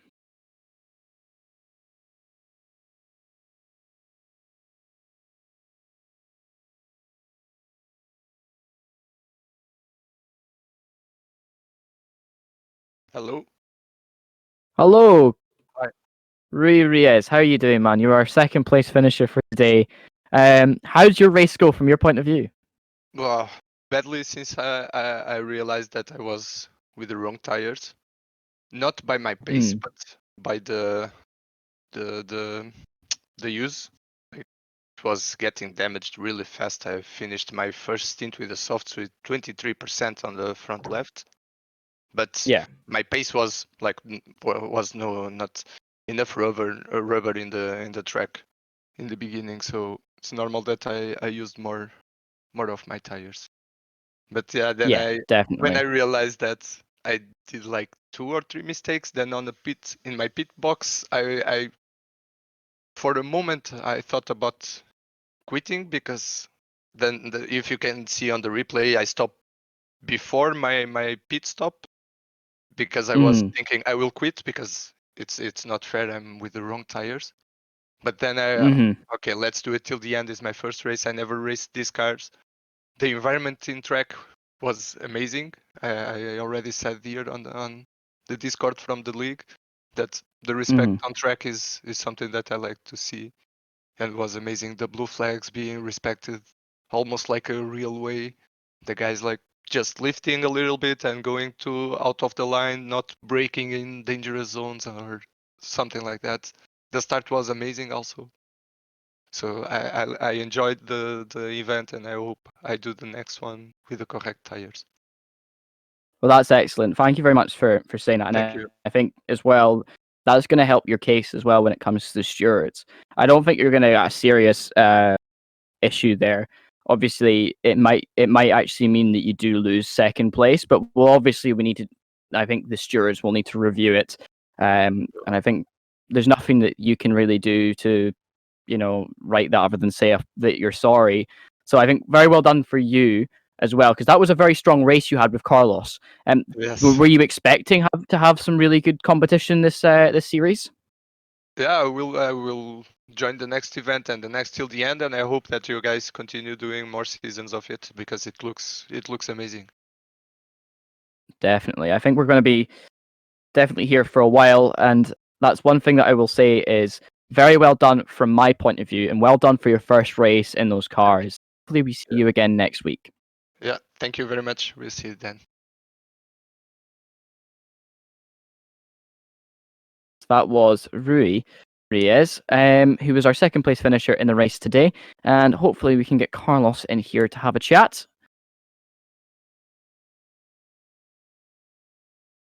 I'm just waiting for confirmation. There we go. We're just getting all sorted out for everybody. And here he is, Carlos Fino, our first place finisher today at the Portimao Grand Prix. How was that race for you, Carlos? The race started quite good. I could make a good gap between me and Ree. But then the middle stint, he was with soft tires, I think. He was a little bit faster than me. And I left in the Jovel right corner, in the middle of the track. I lost a bit the entry, and I was going really, really fast. I took way too fast the left curb, and I couldn't make the next corner. I went too wide and out, Mm-hmm. and I made I think one that mistake. works. I was going to say there, though, do you feel as well like you've got a bit more competition now that the likes of Asite and obviously Rui coming into the league now as well? Are you happy about that? I think we had a really high pace also today, and it's pretty good to have this competition, this driver with this pace in the league. It will make the races more interesting to see and to race for us. So it's pretty good to have them in the league. Definitely. Are you happy with the idea of the new regulation change and stuff like that coming for the next few races? I don't remember the last changes. I will see them. Until now, I can't tell you anything, but we will see how goes that. What I was going to say though is, have you heard of any of what could be, or well, sorry, I'll start again. Are you happy with the racing standards from today's race? To be honest, today the race was pretty good. The Lapet car respect us a lot, so and the rest of the drivers I was fighting like Rui at the beginning, Aceite at the start, they respect a lot. So the drive standards are pretty good right now, I think. Definitely, and I think that also shows, especially from last week's race. I don't think you were there with us last week, which was a bit unfortunate for you. Are you also, one last question? I know this has been very very long. Are you also happy that the day has changed for doing all of this? Can you repeat, please? Didn't Sorry. understand. Are you happy that the day has changed? For me, was indifferent. Mostly, I was driving for 4 years on Sundays, but I Mm-hmm. could drive the 2 days, I think, in the league. I don't have big problems to commit them. But the last days I was a bit busy. That's why I wasn't racing. But definitely for me, it's not. I don't care about the race, the day I race. I can race Saturday and Sunday.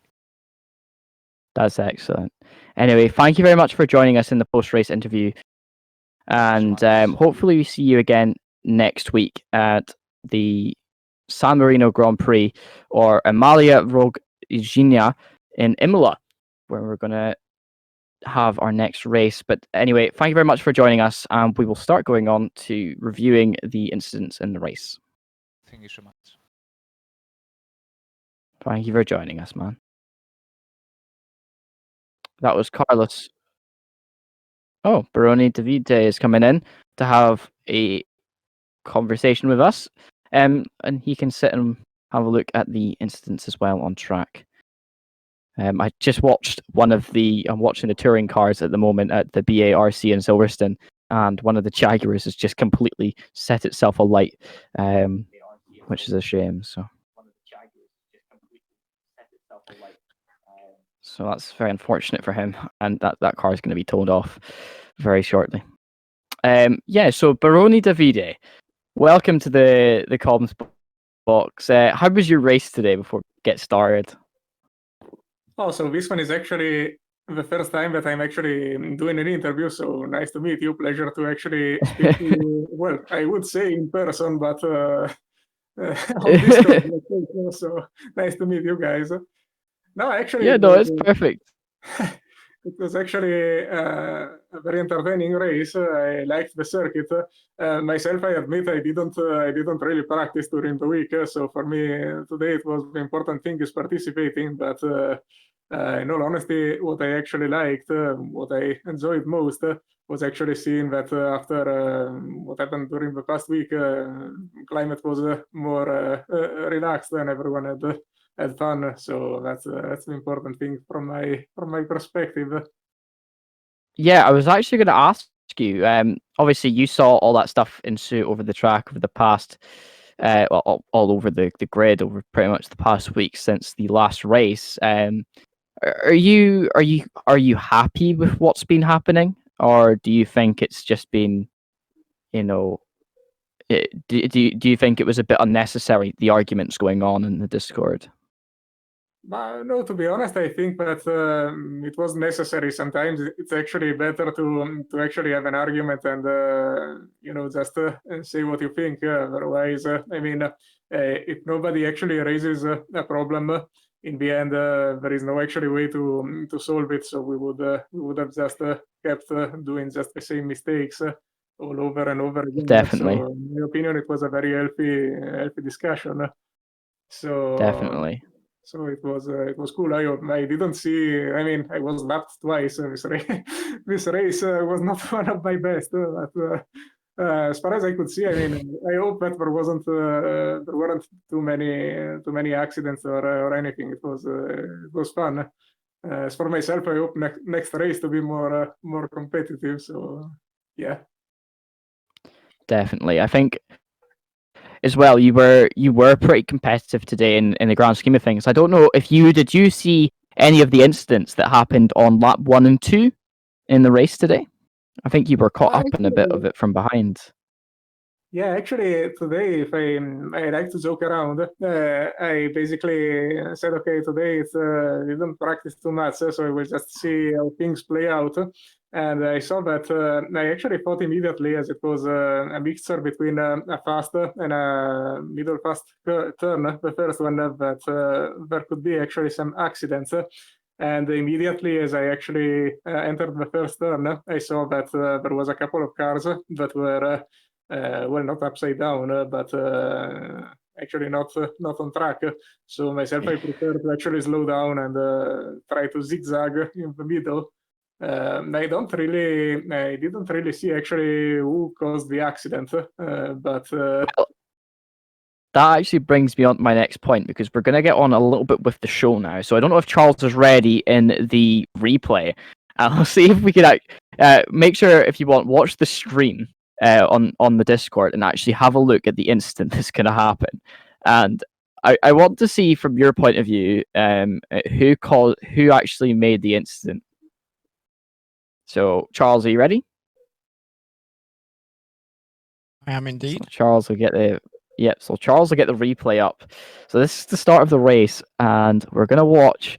At the back of the pack, there is a McLaren that seems to not hit the brakes, but a Williams is up on the inside, and just I don't think should be where he is.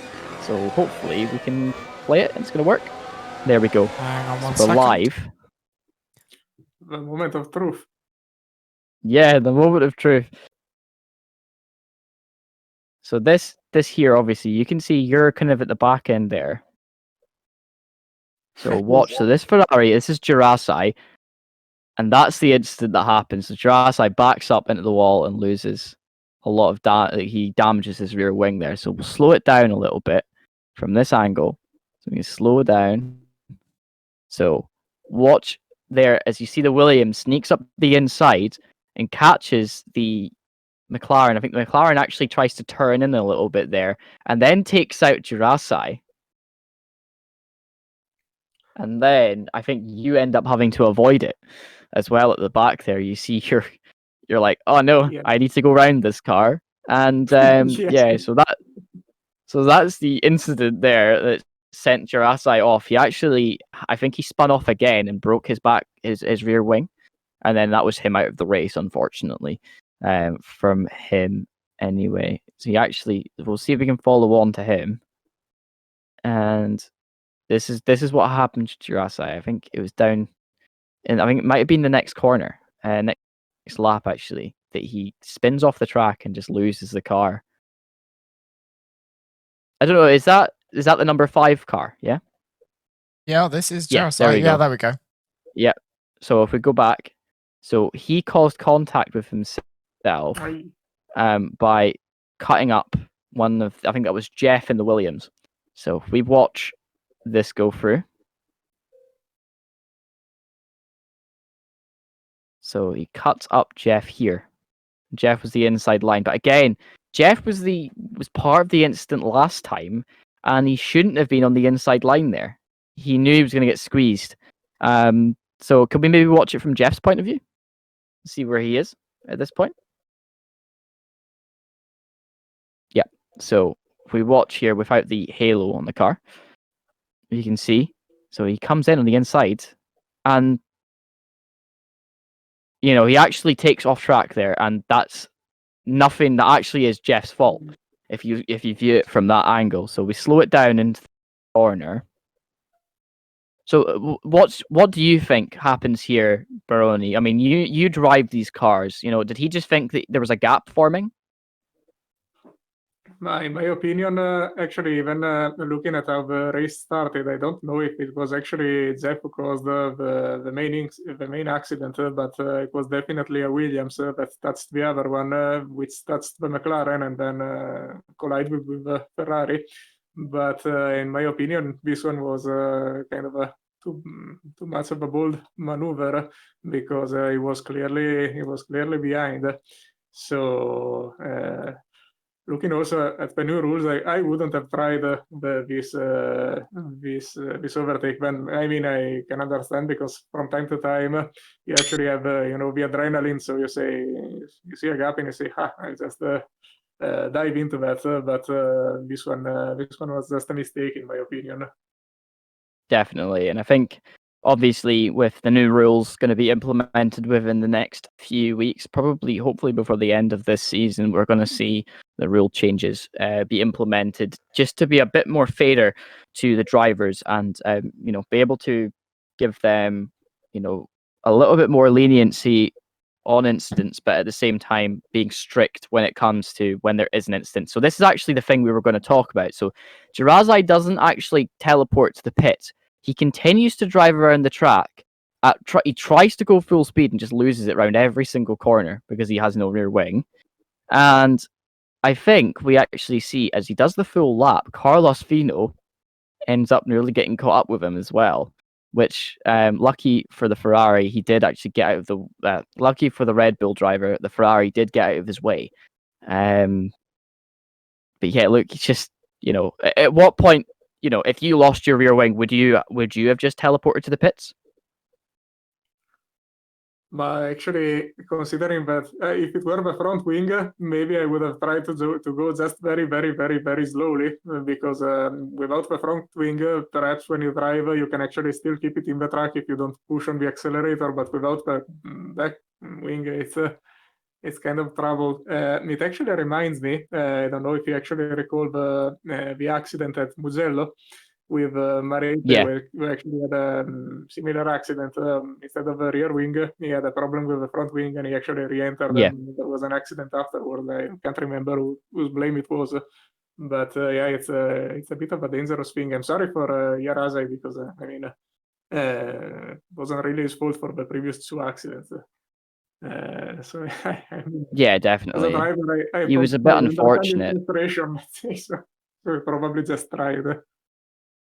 Yeah, it seemed like he was just a bit unfortunate with the way that it all happened there. That incident definitely wasn't his fault, that one. And I think unfortunately Jeff will have to take the blame for that one. But we will have I think the stewards will have a good conversation about this over the next coming days, and we should have the stewards' findings out within the start of next week, and you guys can talk about it, and we can obviously talk about it on here as well. But yeah, I don't know. Do we have any more things to talk about, Charles? I think on the end of things, looking at incidents, I don't think we have any more incidents to really be viewing. But Ivan and Marete had a fantastic battle today. Yeah, I was for going to bring position that up as all well. the time. I know, Baroni, if you want to stay here and have a conversation about this is really some good driving. I think with you here from Marete and Ivan. So obviously Asite chasing down Marete at this point to get past. Ivan, obviously, I think Marete kept on going off track as well. So I want your view on this as a driver. Turn 1. So I think we're going to see. So Asite goes past. He gets past really easily. Was this one of the laps that Marete goes wide? So he comes down. Asite gets past perfectly fine. Nobody tried to defend down the inside today. I think Ivan was the only one I saw try and defend down. Marete's okay this lap, but I think a good percentage of the laps he went wide at that corner, and then ended up having to take to the concrete padding on the outside, which is a bit unfortunate.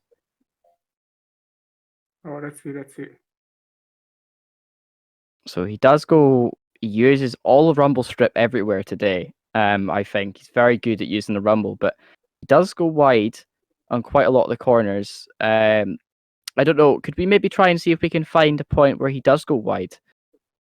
Maybe continue on to the next lap and see if he does. Because it happened for quite a wee while, and I'm not too sure what the stewards will view on that one there. But Asite gets past Ivan in this next few laps, and Marete, he does very well to hold off and fight Ivan until the end of the race there. And yeah, I think towards the end we actually see Ivan does very well to try and defend, but Marete just had the pace at the end. So yeah, he went wide there. So we go back towards the end of Sector 1. So look, he's completely off track there at that corner. Yeah. So I don't think he gained anything out of that, which is fair enough. If you do gain, then you do kind of get a time penalty. But I think that would be, in a steward's point of view, that would be like a black and white warning. You would get told not to do it again.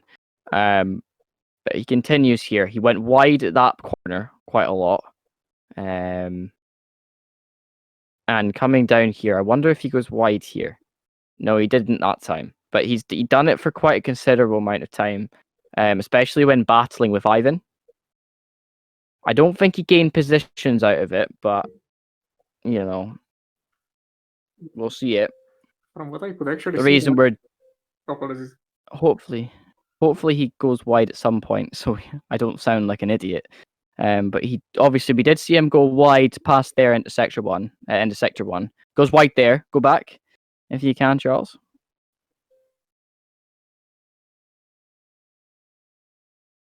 So we'll see on board. So there we go. Look. So we'll jump a little bit forward.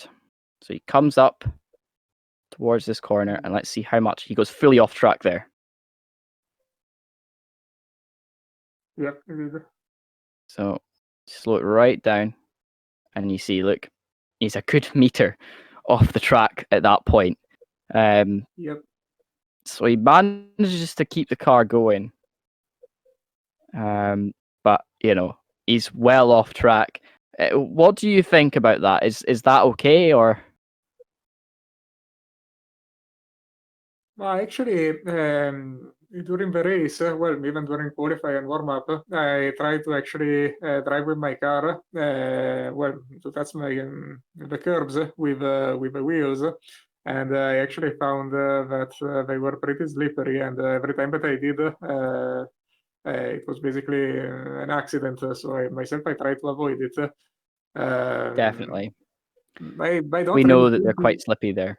Yeah, I don't know if he actually gained any ground by doing it. In all honesty, No, I don't think anybody did. I think it was the only bits that we would view, I think, with that is if he did actually gain ground, and I don't think he did. So I think he might get away with that, or maybe even be given a small penalty or something. But I can't say anything because I don't know what's going on. We would get all the tickets in, and if somebody wants to review that, they can. But I'm not going to be putting anything in about it. It's just if the guys want to say something. I didn't see him gain any ground out of it. I was saying it during the race to Charles. I was like, I don't know how the stewards will view that because he doesn't gain ground, but at the same time he uses more than the track.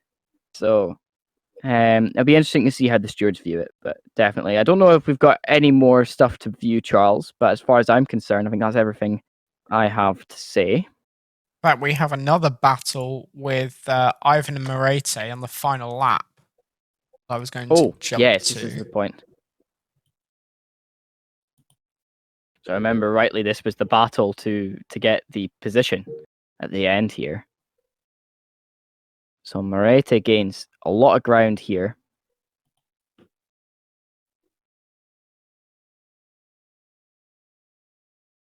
So let's view this. So he comes in. Morete dives into that corner and doesn't have a lot of speed coming out. Ivan uses quite a lot of the track there as well. He just got dragged out by the AstroTurf. And he comes in, he takes a wider line, locks up, but so does Morete. Morete, and they both done pretty much the same thing there.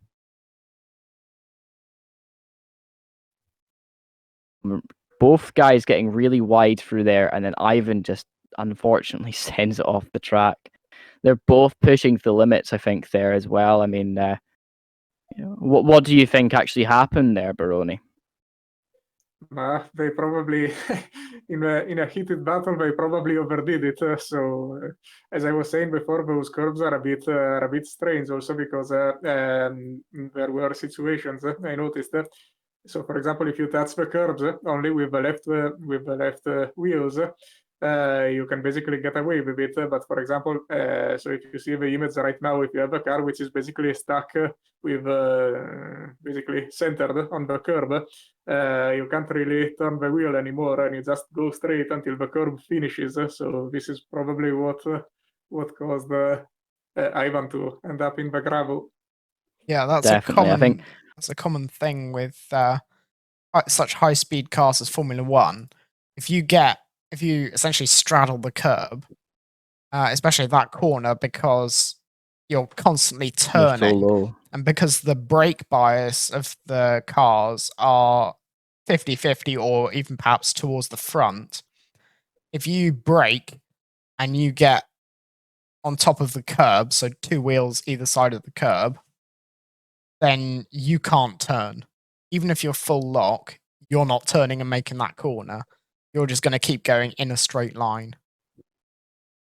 Another thing about this track, though, as well, is something I've noticed as well through the endurance series to Portimao, is as soon as a car goes onto that green AstroTurf, it's very difficult to get off it. It drags you in and pulls you off into the gravel very quickly. As again, we saw the battle between Ivan and Marete there. They both just pushed it a little too wide onto the Astro at the end, fortunately. So I think that's really all I have to say in the post-race show. Thank you very much, Baroni, for jumping in and joining us for the interviews today. And it was really nice to get a chance to speak to you, and hopefully we see you next week. Oh yes, definitely. See you at Imola, guys. Yeah, Have a nice one. it was definitely a good one just to jump in and have a chat. And hopefully we can get some more guys in next week for a bit of a conflab about how the racing went. So that was Baroni David, one of the Alfa Romeo drivers in the LVF1 Championship. Anyway, Charles, have you got anything else to talk about? Nope. That's pretty much covered everything. Today was a nice race. That concludes today's racing and today's post-race show. If you have any more comments about things, feel free to drop them in the Twitch chat and we will read them later on. And if you're in the Discord, feel free to jump in and have a conversation with us in general, and we'll be there to answer your questions about today's racing and any more questions you may have about the league. If you would like to join in with LVF1, make sure to go to lvf1.com and join in on the action. We have a new website up and running where you can see all the schedule, all our past races, and the full action replays on our YouTube channel from all of the racing, and even highlight videos that are made by our in-house man himself, Danny, who is also one of the racers here in LVF. Anyway, thank you very much for joining us today for this race around the iconic Portimao circuit in Portugal, and we will see you guys again soon. I have been Andrew Gattin, and this has been the LVF1 Portimao Grand Prix Round 12 with Charles Gaudet and Andrew Gattin.